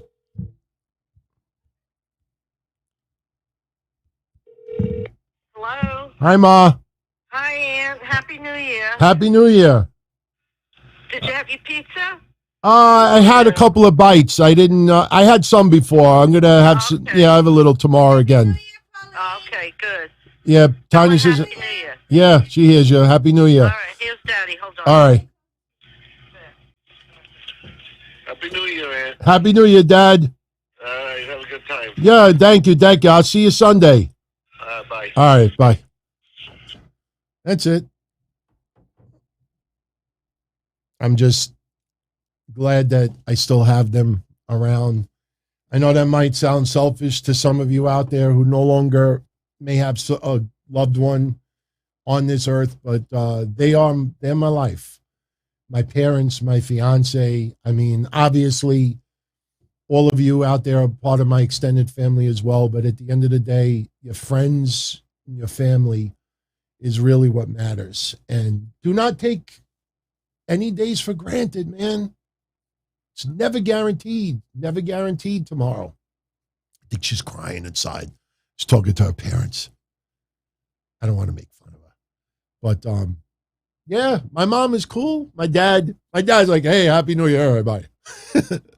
So they're great, man. I could show you a video that would make me cry. I'm not kidding. I have a video that a lot of you have always wanted to see. Do I run the risk of playing it and tearing up? I don't know. Let me see if I can find it. You've never seen it before, by the way. Boy. Oh, I do have it. I'm so unsure if I want to stream this. Let me just see something. I'm going to take this off the screen for a minute. Let me just see how this looks. If you want to see what life is all about and how much my parents truly mean to me, I'm trying to make the video a little brighter. They don't even know I have this video. And this is the second time I'm watching it since it aired. And this is not too long ago, but, you know, I'm going to show you how much my family means to me. And this was at a wedding. And I don't go to too many weddings. But at weddings, what they do is they'll say, all right, all the married couples on the dance floor. And they say, those who are married 1 year, leave the stage. Those who are married 5 years, leave the stage. My parents were the next to last couple to still be on the stage. So watch this video and you'll see why I always say never take tomorrow for granted. Do not wait. Check this out. Sorry if the video is a little crappy.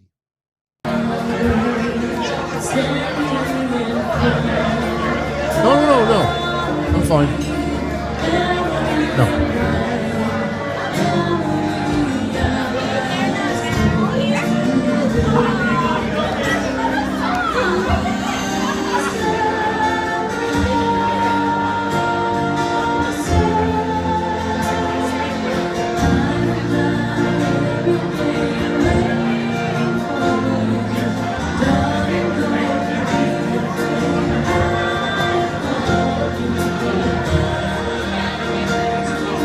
Now they start telling people to leave the stage.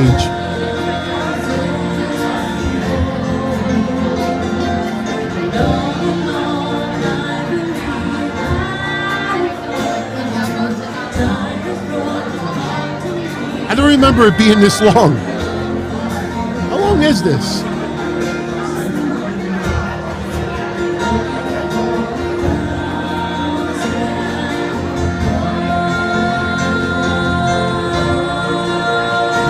You gotta start ejecting people soon.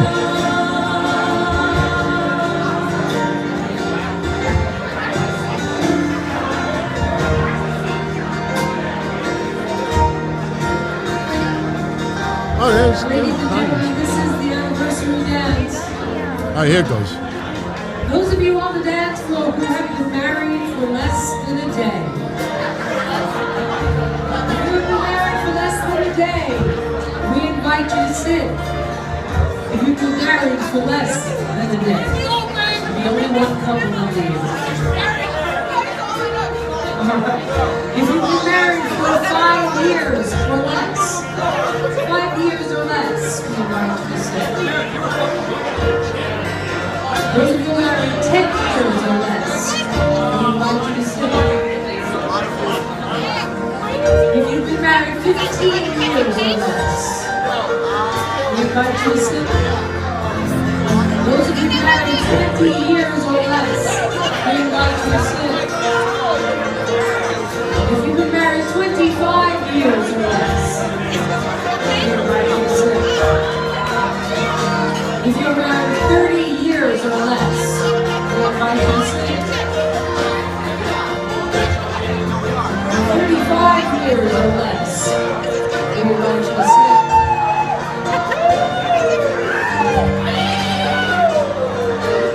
If you're married 40 years or less, we invite you to sit.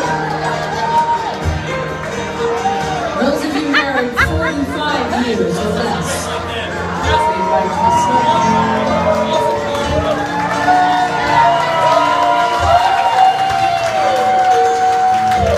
If you're married 50 years or less,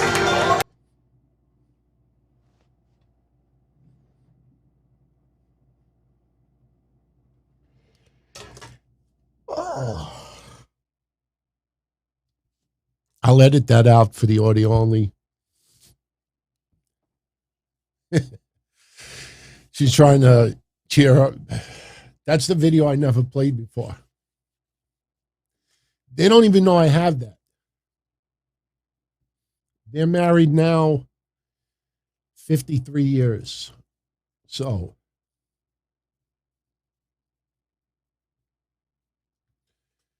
I'm sorry if I'm a little lost for words, but that's why I always say, don't ever take your family and friends for granted.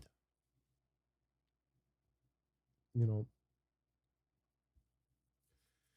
All right, excuse me for a minute. All right, that's better. Snap out of it.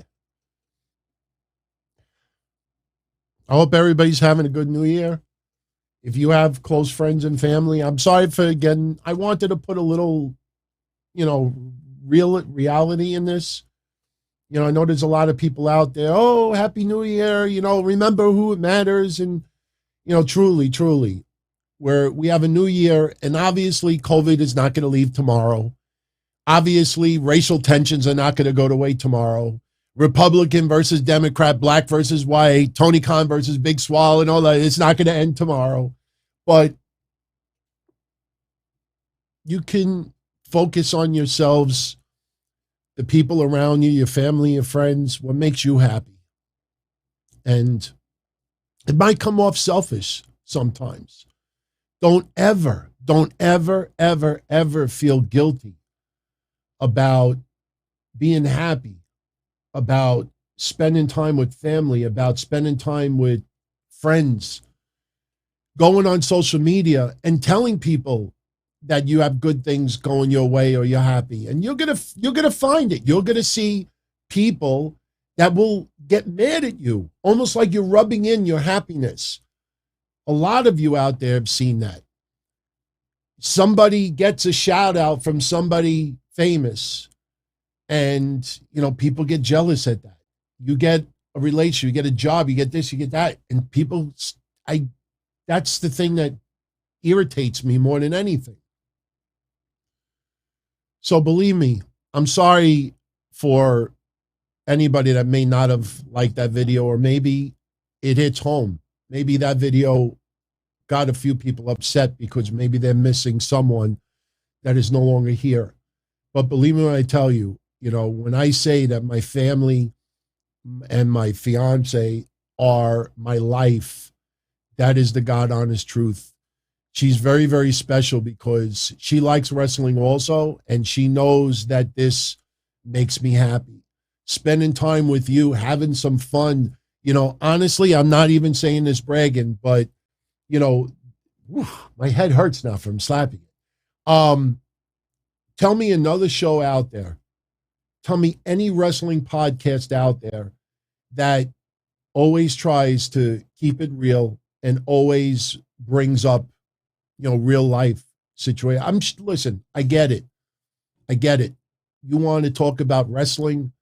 It's your escape from all this bullshit going on in this world. It is, your little inner circle. That is your shield to get your mind off of a bad relationship, bills, health issues, family disruption, families sick, families passing away. But I always feel you got to keep a little bit in there for what's going on in this world, because being aware and being educated helps be prepared. So I will always talk to you like you're my personal friends. When I started in 97, now I'm officially in my 25th year. When I started in 97, one of the things that I said early on is like, look, when I do this, I talk to everybody as if we're friends just hanging out. If you're right in front of me in the room, we're having something to drink, something to eat, barbecue, whatever, and we're just talking about whatever. I always wanted to come across as just a friend. I'm not trying to come across as this polished podcaster. I'm not trying to come across as this professional person that could be seen on WWE or AEW or anywhere else. I just try to come across as just an everyday person, and shame on me for always trying to look for the positive things. I'll never change that.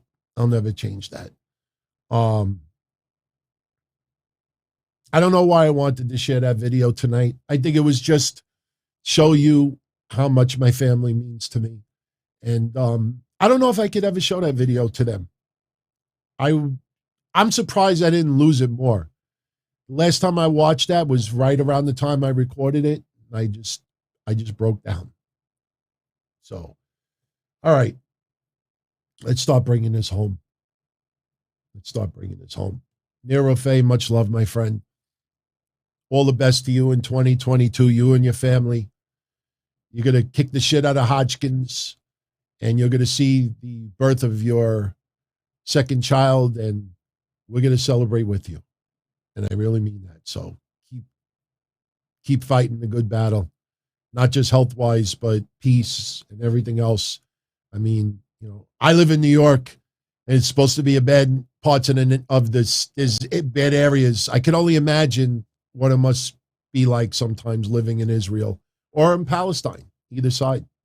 Michael Cuomo, Happy New Year, my friend. Much love. Each and every one of you, all the best in 2022. I'm telling you, not kissing ass. It's going to get better. It's going to get better for all of us. We're all going to have obstacles. I had the freaking angiogram 2 weeks ago. And to think about what happened to my dad in January, I never showed that picture publicly. I put it on Patreon for a few seconds and I took it down, which was the right thing to do. Him being split open like that. You know about my mom's issues from 3 years ago. So when I go in for the same procedure that led to them having some major serious stuff going down, and it runs in my family, believe me, it kind of rattled me 2 weeks ago. But, what am I going to do? Get sick over it? That going to make it feel better? So we're going to all hit obstacles. Some of you out there are going to have health issues, job issues, relationship issues. You may have a family member who gets ill. Everybody's here for each other, and I really mean that. I'm not going to be one of those in 2022. Fuck WWE. Fuck this. To hell with this. Tony Storm leaves and fuck WWE. Tony Storm's her choice. Fuck WWE. Tony Storm need a break. Fuck WWE. This, and this. Tony. Can't do it. Bryant Becerra. Thank you for the compliments, Brian. Again, I'm sorry for playing it. I just wanted to, I always talk about them, get a little insight personally, see them, and see how much they matter. So, Alexis Rodriguez, much love. Thanks for teaching him to enjoy every moment with his parents. He knew about it, but never really did. I know, man. Just don't take tomorrow. Look, I'm not telling everyone that you got to leave your house tomorrow and go see your family, but trust me, tomorrow's never guaranteed. And it's the opposite too. Something can happen to you. Something can happen to me. You know, and trust me, the last thing you want your family and friends to have to deal with is like, wow, you know, I wish I would have spent more time with him or her or something like that. You know, make some time. Social media ain't going nowhere. WWE ain't going nowhere. AEW ain't going nowhere. You know, always make the time if you can. And even if you live in a different state, a phone call, you know, any little bit. Crazy Cruiserweight 2020, we found out about MF Doom's death on New Year's Eve. 2021 was Betty White. Uncle Phil, yes, Uncle Phil. No more New Year's Eve deaths. Look, I wish we could say no more deaths, period. We're all going to go. We're all going to go. We just hope that we have a long enough life to enjoy it and we don't leave with any bridges burned or any unfinished business. You know, you just look, I don't know how any of you want to go, but I want to go in my sleep.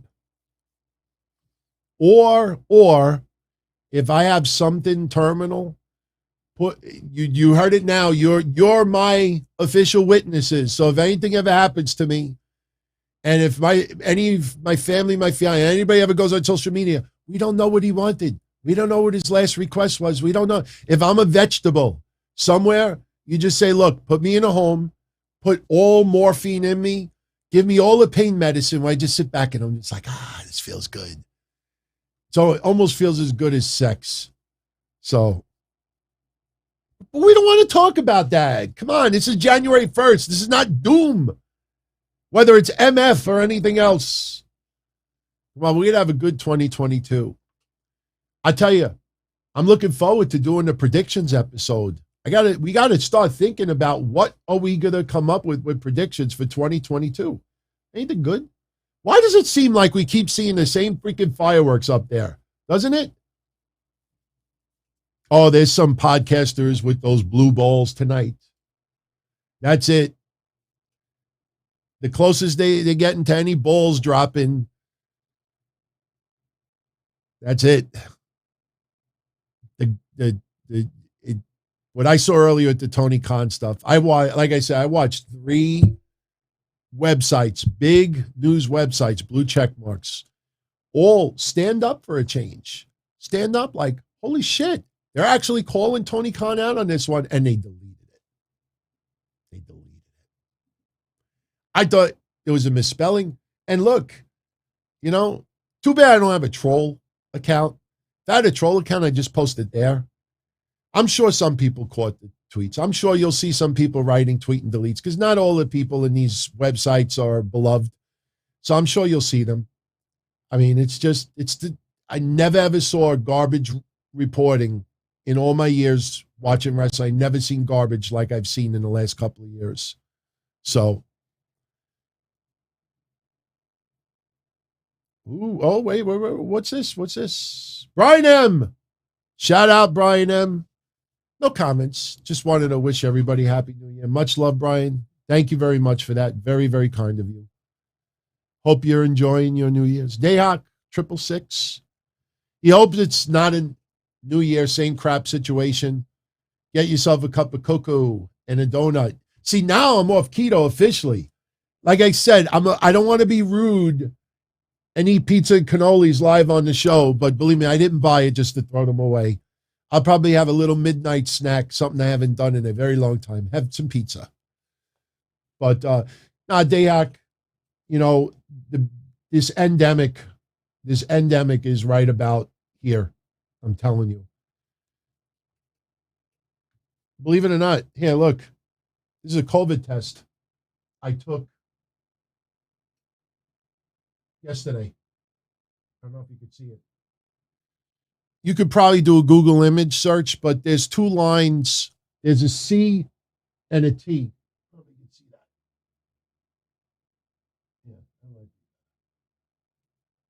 There's a C and there's a T. I took a test 2 days ago, and I took it again yesterday. I just wanted to make sure, since I was going to go see my parents, that I didn't even have this Omicron. And I was lucky enough to get a bunch of these on Amazon, about, I don't know, $16 a piece. You get 2 tests. And it's not that bad. You stick the Q-tip in your nose. You don't have to go all the way up to your eyeballs, but you stick it in your nose just far enough that you don't see the Q-tip anymore. And you just move it around a little bit. Doesn't hurt, not even a little bit. And then you take the solution, you pour a couple of drops, and then you just wait for the test. If a line appears on the T, you're tested positive for COVID. I think the darkness of the line tells you how much virus you have in you. So luckily, it tested negative twice. So do I think Wyndham will return in 2022? Yes. Wyndham will be back in wrestling. Do not discount the possibility of what I said last year, 2021. Do not discount the possibility of Wyndham going back to WWE. WWE now, if you notice what they're doing, they did it with Kevin Owens. They're going to do it with others, including Sami Zayn, if he stays. They're going to pay extra money for the wrestlers that they feel are a draw. Instead of paying money to wrestlers they do not feel are a draw, but prevent them from signing with AEW. Those days are gone. Because even though Tony Khan, the Young Bucks, Kenny Omega, their writing is different than Bruce Pritchard and Vince McMahon and everything else, they have been in wrestling for decades and decades and decades, and they know how to produce a 2-hour show. They know how to produce a 1-hour show. The characters may be different. The storylines may be different. Even the format may be different. But they know there's only so many people that can be on a show. And if AEW keeps signing people, look, if they're worth it, Ross, welcome to the family, my friend. Welcome back to the family, I should say. Look, you have a free agent out there. Keith Lee, Cross, anybody. If you could get Gargano. If these wrestlers will help your product, sure, that's another wrestler in the back that loses an opportunity. But with all due respect, would I rather have Keith Lee? But I have to let go Peter Avalon and someone else? Sure. There's going to be, remember what I said, there's going to be 20, 30 wrestlers in AEW that will be out of there down the line. VJ, much love, VJ. Thank you for the super chat. Wishing me more success, health, happiness. Thank you for being a genuine human being. That's why I always wanted to go to video. You know, I always felt this extra part of doing what I do. You get to see the person behind the voice. You get to see my eyes. You could tell when someone is lying to your face.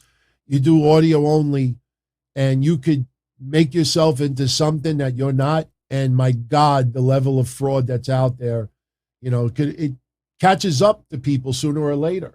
David Peralta, let's see if this year gets better. He hopes he gets his wish by getting a place for yourself. And if it means to be working twice as hard, so be it. Look, it's what my dad did. And he ended up doing pretty good for himself. But don't force it. It'll happen when the time is right. It'll happen when the time is right. Look, I'd love to get out of New York, but I have my family here. Ain't no way I'm moving away from them. You know, if my parents were to decide to move to Florida, I might move to Florida with them. I'm not saying that they are, but, you know, when the time is right, then you make your move. But just eye on the prize. Don't force it. Caleb Young, Much love, my friend. Happy New Year to you as well. Thank you for the 5 spot, my brother. Much love. BJ, David, and Caleb Young, thank you, my friends. Thank you. Oh, Bryant, I'm not looking forward to an AEW bus flip, but you're going to see 20 to 30 AEW wrestlers gone by 2023, at minimum. Did anybody notice a little something about what Tony Khan said earlier that somehow didn't jive? Let me pull this back up. I want to pull this back up. We're not going to get into a whole discussion on him again. Something you may not have thought about earlier. See the bottom part where he said he let Swole's contract expire as he felt her wrestling wasn't good enough? Didn't we all think that Swole was the one that decided to leave? Wasn't that the impression? Look at Tony Khan said again. He let her contract expire.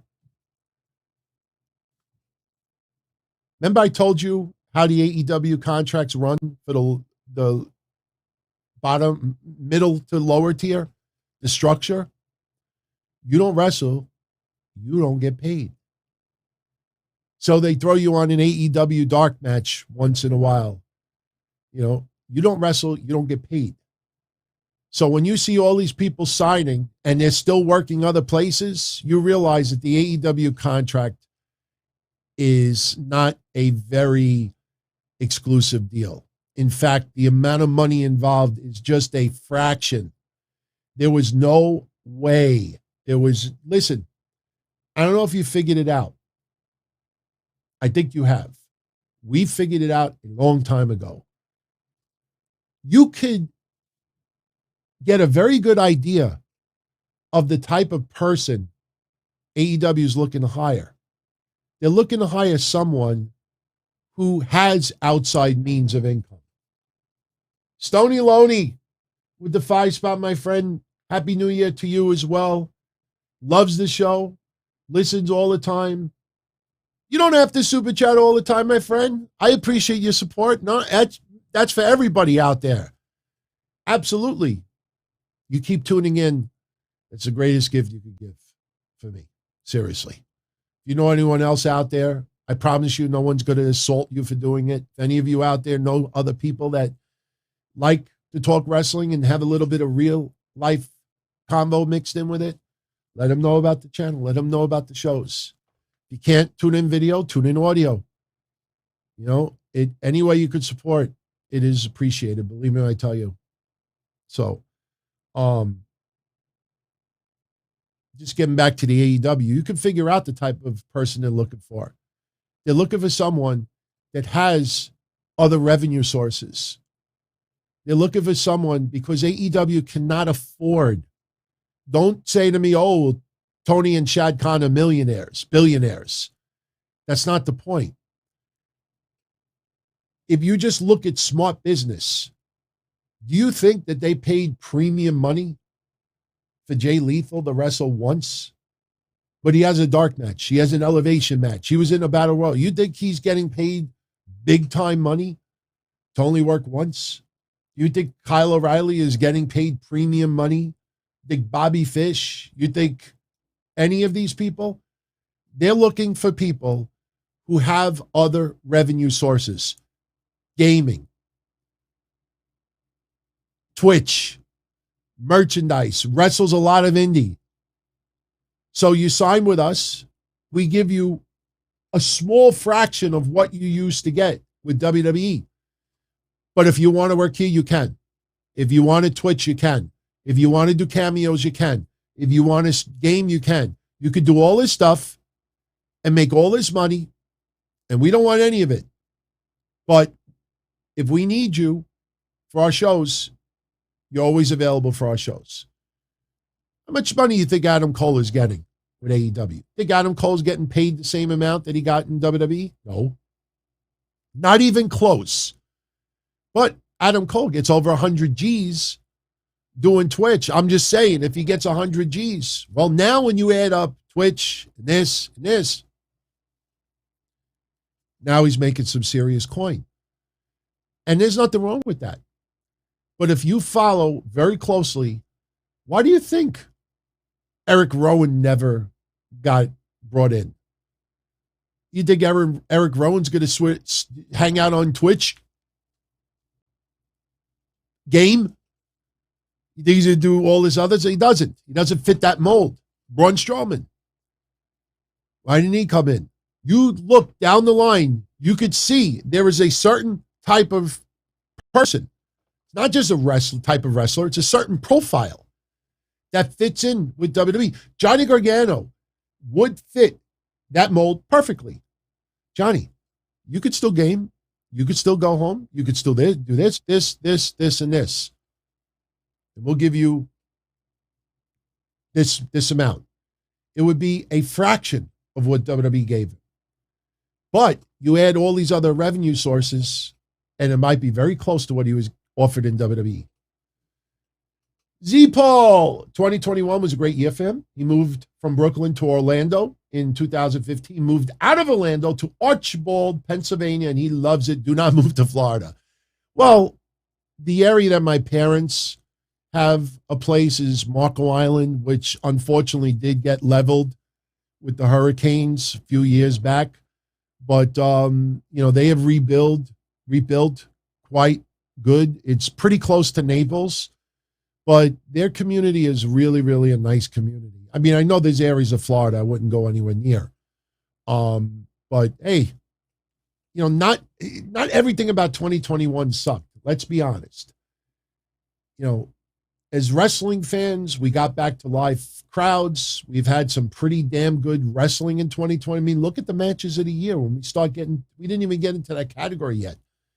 There's been some pretty awesome, good wrestling.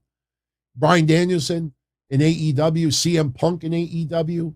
We got some fantasy matches that we never thought we would see are now going to happen. We got Sting still being able to do it. We got Edge at top full gear, at the top of his game, even though he can't do it every week. Christian is back in the ring. 2020, and I'm just generalizing it. There's a shitload more that's been awesome. Still waiting for Kent. Oh, no, not Kenta. Who are they waiting for? Who was the wrestler from Japan that everybody expected was going to come in, be the mystery partner for Best Friends? What is this, 2 months already? What was the wrestler? Okada? Was it Okada?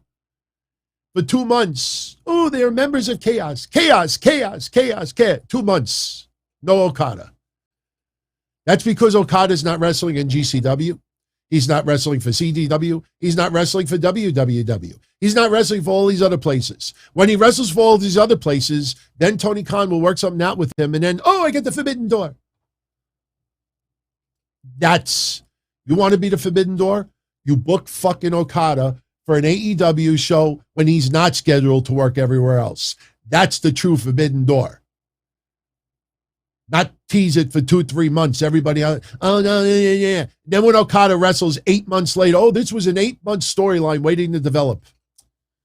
Well, man, Tony Khan isn't even that stupid to go along with these people online. He sees the gushers. He sees people that are milking him like he's got like 10 nipples like a cow.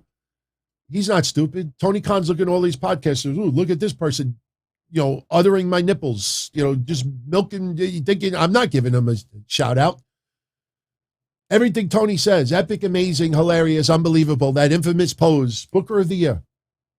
And I like Tony Khan, but these people online, you ain't getting a hand job from him, no matter how hard you try. Yeah, he took a loss on Twitter. Tony Khan genuinely is a good guy, but he shows his immaturity quite a bit, and he has shown it in the last 6 months. They do not have a PR person there. The only PR is his father. Son, the hell is this tweet? Crazy Shem, I don't dislike Tony Khan. I keep it real. I keep it straight up. Trust me, the guy is not interested in anything that I do or anything that I say, and that's fine with me. But I will not cover shit up just in the hope of getting a like or a tweet or getting a DM or something like, fuck that. I tell it like it is. People don't like it. They could go elsewhere. There's all different types of shows out there and people who do a pretty damn good job as well. Not everybody sucks out there. Yeah, I thought about that, Sean. Maybe Tony is trying to create a character. No, this is then some people are like, no, this is the character talking. Like, it's not Vince McMahon, the person. That's Mr. McMahon. I like to fire people. Yeah. And that's Mr. McMahon. That's not Vince. That's Mr. McMahon. Sean, I actually got 2 AEW gifts over 2021. I actually did. And I can't say who it is. Everybody dislikes me because I have good intentions. I learned this a long time ago. I brought this up before, and this is good advice for even dirtbags like Brad Shepard. Back in like 2006, 2007, I always criticized other shows and other people out there. And I would always tell everybody, tune into us because they suck. I don't remember who it was, but somebody in wrestling had said to me when I was doing the indie stuff, and he said, look, if I could give you one piece of advice, don't tell people to follow you because other people stink. Tell people to follow you because you're good. And it always stuck with me. And that's why after that, the In Your Heads and all those other shows at that time, I said, you know what? No, tune in here because we're good. We're accurate. Notice how we never get shit wrong. Or if we're not sure about something, we're honest, or I'm honest to say, look, everybody, I don't know the answer. I'm not going to speculate. You see how wrong they got it with Seth Rollins? They assumed that everybody else that was pulled from the WWE house shows all had COVID. And I was told it was for precaution because day one is coming up. That pay-per-view is very important. It's going to set up storylines that are going to lead to the Royal Rumble. That's going to lead to the road to WrestleMania. And this pay-per-view cannot be rescheduled. So they pulled people off the show, kept them in isolation for a week to be cautious, to make sure that they are 100% and ready to go for day one. That's not brain surgery. That's the truth. But instead, everybody had to clickbait it, put it in the titles, put teasers, try to make it seem something that it wasn't. Toni Storm, when we talked about it briefly on Wednesday, what did I say? That from what I'm hearing, she might be homesick. She might just, it's not doing it for her. You don't know what's in her head. Oh, she gets a pie in the fucking face. Get a job at creative then. Like I said, pay me $160,000. You could throw pies in my face all day long. I'll fucking throw this cannoli in my face right now. Super chat me $160,000. I'll throw a pie in my face. I don't give a shit. I'm always tempted to do it, but I know what's going to happen afterwards. I'm going to have cream all over my eyes and my ears. It's 1:00 in the morning. I don't feel like taking a shower this late at night. I'll throw that fucking shit right in my face. Oh, my career is over. I could never come back from this. Don't know what's going on in her head. She could have sick relatives at home. She got married. Maybe she just really is homesick. Maybe there's other things going on. We don't know. But no, it's fuck WWE. Somehow it's WWE's fault for Big Swole too. You watch. Yeah, burnout could be a lot of things. Burnout could have been a lot of things. But to turn around and always look at the negative and the doom and gloom in it, stop. Austin, it's not 12 o'clock where you're at yet? Man, I honestly, the whole week, I'm like, I'm going to eat pizza on this show. I'm going to have cannolis on this show. I'm off keto. My blood sugar is going to go to 200 tonight. But I just find it disrespectful to eat on this show to chew. I think that's, you don't think about it until after you do it. Big Swole, the WWE? I don't know. Nothing against her. I mean, she's not the greatest wrestler out there, but she works her ass off. I've talked about that before. I don't have to prove my appreciation for her. I took notice of her stuff well before she went to AEW. You know, she is outspoken. Good for her. Good for her. It's not cake and ice cream. And we've talked about that. Remember the Kiera Hogan stuff? Remember that Kiera Hogan conversation that you and I had? And I said, you're going to see other people that are going to speak out and have a little bit of frustration with AEW. Remember the little rap that I did? Remember the rap? Yo, oh! Do I have it handy? Because if you remember the last part of it, it actually was true. I don't know if I have it. I'm looking. We're going to start wrapping this up, everybody. But let me see if I can find my Max Caster rap. I don't know if I have it. Oh, I did it in August. That I remember. I did it in August. Let me see if I can find it here. Talk to me. Where's August? Is this August? This is August. How do I not title it like Max Caster? Oh, wait. Is this it? I don't know if this is it. This might be the wrong one. Let me see. I'm doing this on the blind. Hopefully it's not like X-rated film.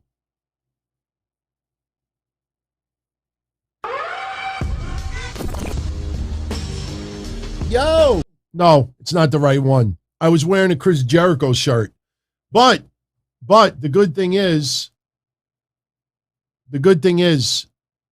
it should be titled Max. So let me see if I can find it. Let me see if this is here. Oh yeah, I think I did find it. I got to title these a little better. This way I could just pull them up quicker. Just pay attention to the last verse. After the chicken part, just listen to it closely.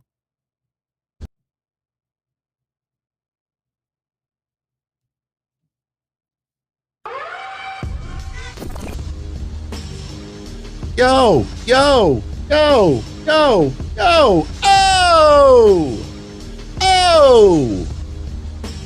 listen, goose are bad sources. You should have waited.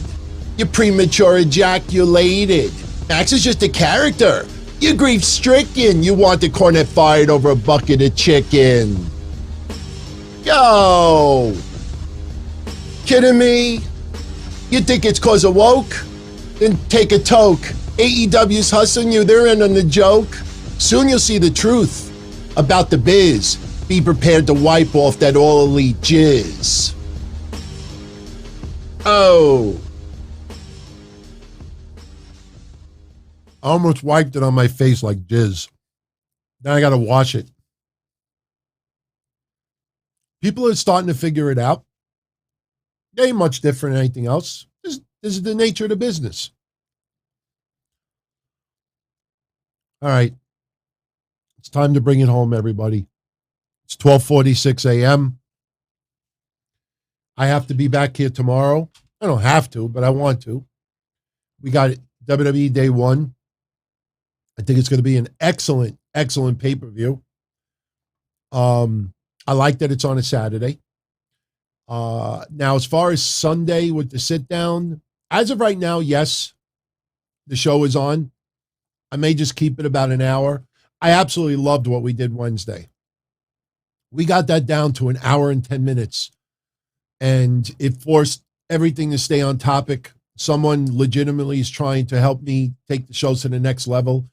And the one thing, without getting too technical, the one thing that they told me that I have to do is I have to increase my average viewing percentage.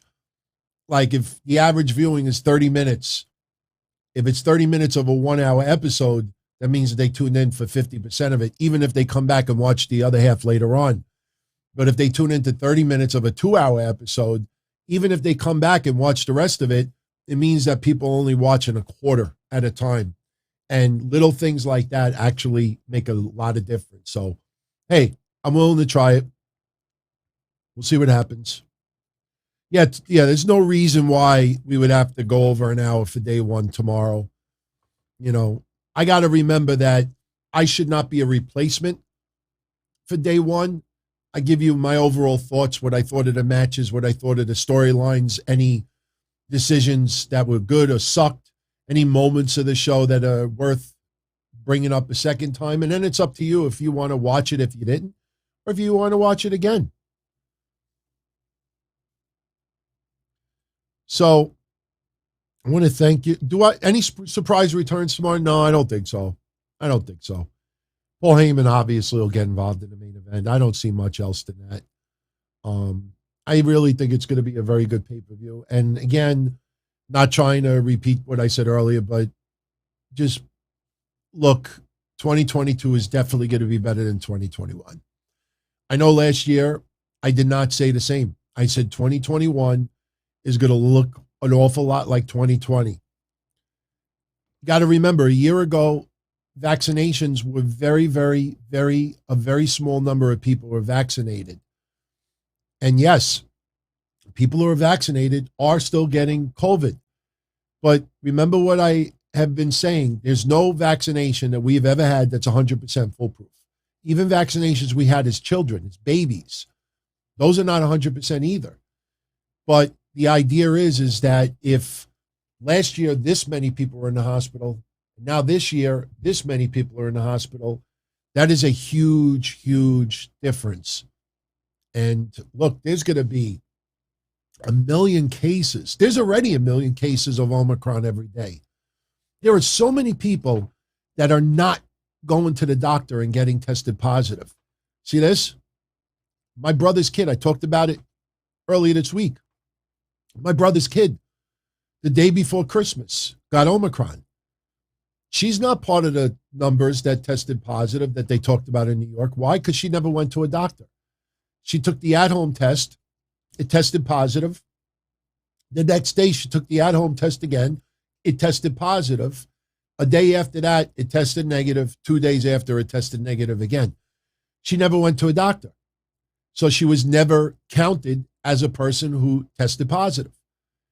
Believe me when I tell you, there are hundreds of thousands of people out there that are doing this instead of going to a doctor. Who the hell wants to wait on a line in the wintertime, 2-3 blocks long, to get tested for COVID? Go on Amazon, pay $20, it ships it to your door. It's about 98% effective. If you feel like shit and it tests positive, it's probably giving you the right result. So think of all the people that are taking this instead of going to the doctor. There's millions of cases going on right now. But the good thing is, it's in a lot of look, if you have a secondary health issue, if you're diabetic, if you're extremely obese, if you have high blood pressure, if you have cancer, if your immune system is low, you got to be careful. Flu will kill you. A bad cold will kill you. A lot of things will kill you if you have a secondary condition. COVID is no different. But if you're in pretty decent health, you know, the chances are, was it like less than 1% that you'll be okay? So the quicker tons of people get Omicron, the quicker you'll have those people with some form of antibodies. Then you add the people who are vaccinated. I'm telling you, I will make you a bet right now. I will make you a bet that by June 1st, not even, but I'll be conservative about it. By June 1st, they will be calling this an endemic, not a pandemic, an endemic. And I wouldn't be surprised if they start calling it within the next 2 months or so, by March 1st. But to be safe, we'll say June 1st. They get into endemic territories. Remember, look, I know my Patreon family saw it, but I posted the link on YouTube. There's a documentary that came out about maybe 3 months ago that talked about the 1919 Spanish flu. And if you actually watch that documentary, what happened in 1919 is almost exactly what happened now. They had 2 surges. Everybody thought that the Spanish flu was gone, and then it came back in 1920. But when it came back, it was more of a cold. it was nowhere near the strength of what the original virus was. Once they went through that, it was road to recovery. They didn't have a vaccine until the 1940s. How many people died? 100 million? It's a crazy number. How many people died across the world at that time? They had no vaccine for it. So believe me, if you follow what happened in 1919, what's happening now is almost identical. What's weird about it is if you go back and you look at it, what people are doing today is what they did in 1919. There was a lot of people that refused to wear a mask. Mask mandates were going on. People were fined. People were threatened with guns if they didn't wear masks in public. There was social distancing. There was a lot of what happened then here. And there was a lot of people that refused to take precautions. They just wanted to enjoy their life. They didn't think that it was that serious. So there's a lot of similarities of what happened then. And the problem now is that with this virus, whether it's COVID, Delta, Omicron, the original COVID, I should say, it could go from human to animal to human. So even if it dramatically reduces amongst humans, it could always come back in a different form via an animal. That's why every year there's a different formula for the flu shot. So this is going to be around for a few years. But believe me when I tell you, when we start getting towards June, maybe even sooner, you're going to start seeing people say endemic. And I'm telling you, we'll be good. We'll be good. We just we've come so far. You know, you're still here. I'm still here. You know, we're in pretty decent health under the circumstances. We've come this far. We can't screw up now. And if you do get Omicron, if I get Omicron, the one thing I will tell you is do not feel that you did anything wrong. Do not feel that you were careless. Me, I've been very lucky. I have not gotten COVID. No form of it whatsoever. I've gone away 6 times. I've spent a lot of time in front of people. I've never stopped working. I've been around people since day one. I just look at my surroundings and I trust my instinct that, you know, I'm going to wear a mask even though I'm fully vaccinated. Something about this, I don't feel comfortable. If I feel too uncomfortable, like my brother's brother, I just leave. I leave. I look at my surroundings and I'm not going to be perfect. I could end up getting it down the line. But if any of you get it, do not feel like you did anything wrong. Do not feel embarrassed. Just get better and be careful. So, yeah, it's about respect, Stoney Loney. I tell you, I wear my mask still. I go to the post office, I wear it. I go to a store. If it says masks are recommended, look, Walgreens, masks are recommended for the unvaccinated. I'm vaccinated. I wear it. I've had people tell me, what are you wearing a mask for? You're totally vaccinated. You got the booster. I'm like, yeah, you know what? I just don't want people to feel uncomfortable.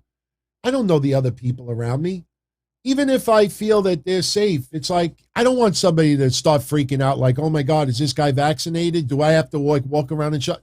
I just put the mask on. Just, what's the big deal? You know, like, oh, your freedom's being taken. Fuck that. Come on, that's extreme, in my opinion. To me, it's about respect. You know, I walk into a store, you know, I'm around other people. They don't know where I've been. For all I know, I could have been fucking a pig in the other room. I didn't mean it like that, but you know what I mean. You know, I could have went to the bathroom and didn't wash my hands. You know, I could have shaked hands with a whole bunch of strangers and not wash my hands after.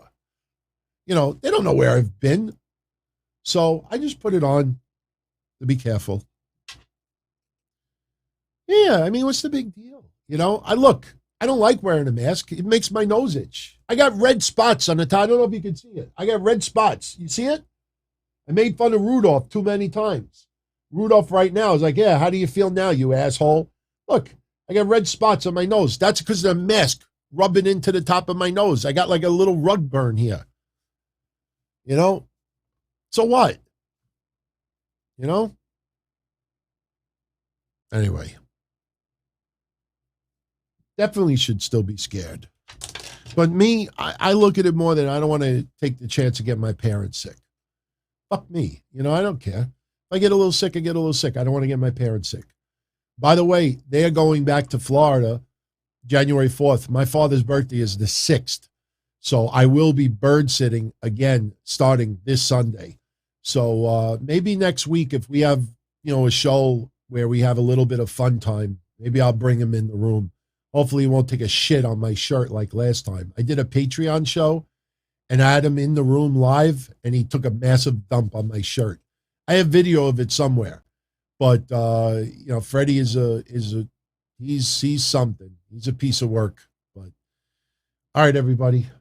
I know some of you in the Chicago Midwest, you're about to have New Year's. Mish, I don't know what Mish is doing. I have not talked to him. I hope he's okay. He has been offline the last bunch of days. You know, his whole family at Christmas, they all got sick. I don't know if he had COVID or not. I hope he's okay. And if he happens to see this, I know you're about 1 minute away to New Year. So Happy New Year to Mish. Hopefully Mish is okay and he'll be back with me on Monday. Oh, fuck the insurrection, Charlie. Those were whack jobs. As much as I didn't want Biden, I didn't even want Trump in office anymore, but as much as I didn't want Biden in office either, I wasn't going to, you know, try to ruin my government over it. You know, those people are whack jobs, man. Seriously, just worry about yourselves, worry about your family, worry about your friends. Be selfish. There's nothing wrong with being selfish. Worry about yourselves in 2022. You could still care for others. You could still help others, but take care of yourself first.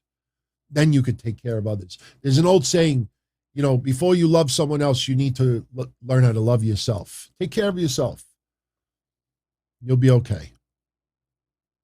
Did we hit? I don't want to go off the air exactly. Okay, now it's midnight. So Happy New Year to everybody in the Midwest.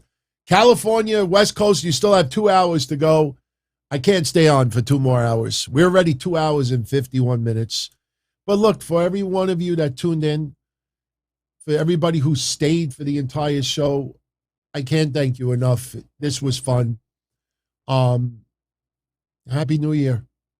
All the best to you in 2022. And remember, and I truly mean this, you got an extended family out there that truly look out for each other.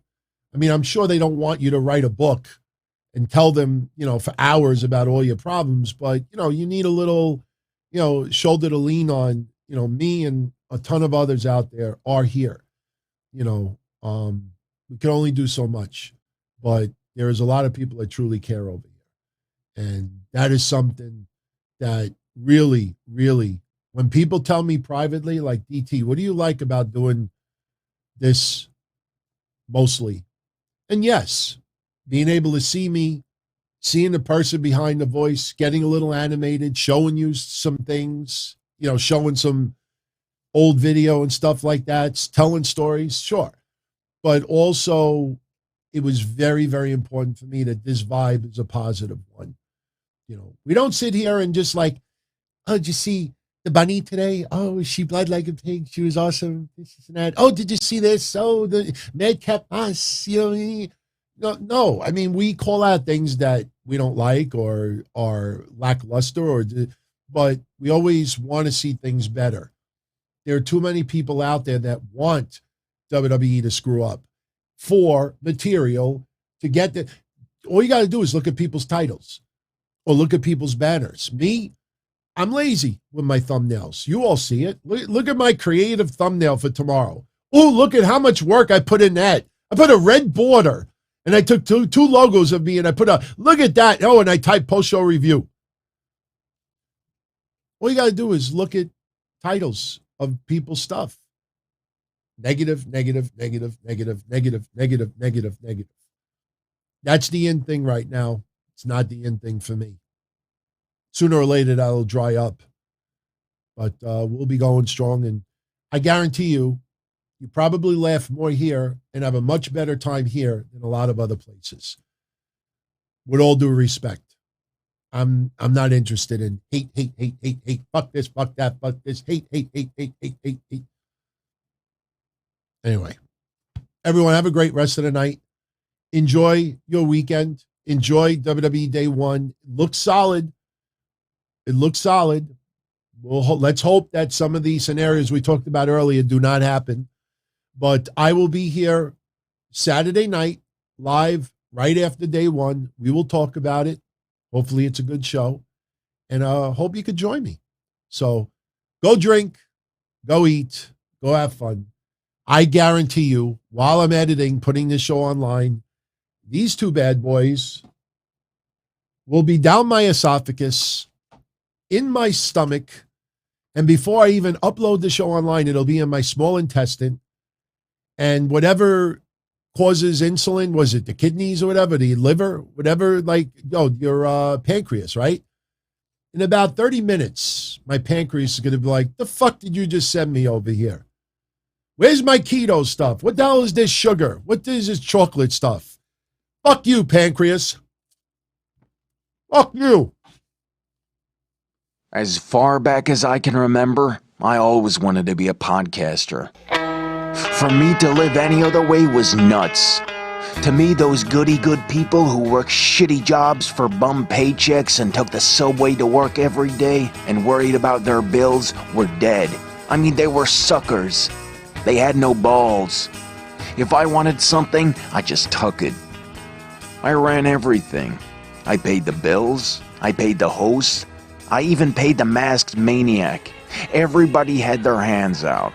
Everything was for the taking. We always called each other good fellas. You would always hear from somebody. You're gonna like Don Tony. He's all right. He's a good fella. He's one of us. But if you're part of my crew, nobody ever tells you they're gonna get rid of you. It doesn't happen that way. There weren't any arguments or curses like in the movies. See, your haters come with smiles. They come as your friends, the people who've claimed they care the most for your life. And now that's all over. And that's the best part. Today everything is different. There's lots of action. I don't have to wait around for everything like everyone else. Oh, I didn't get the vaccine? Fuck you, vaccine me. Oh, your delivery guy has COVID? Fuck you, feed me. Right after I moved here, I ordered egg noodles and ketchup, and I got spaghetti with meat sauce. I'm no longer an average nobody, while they get to live the rest of their lives like a bunch of schnooks.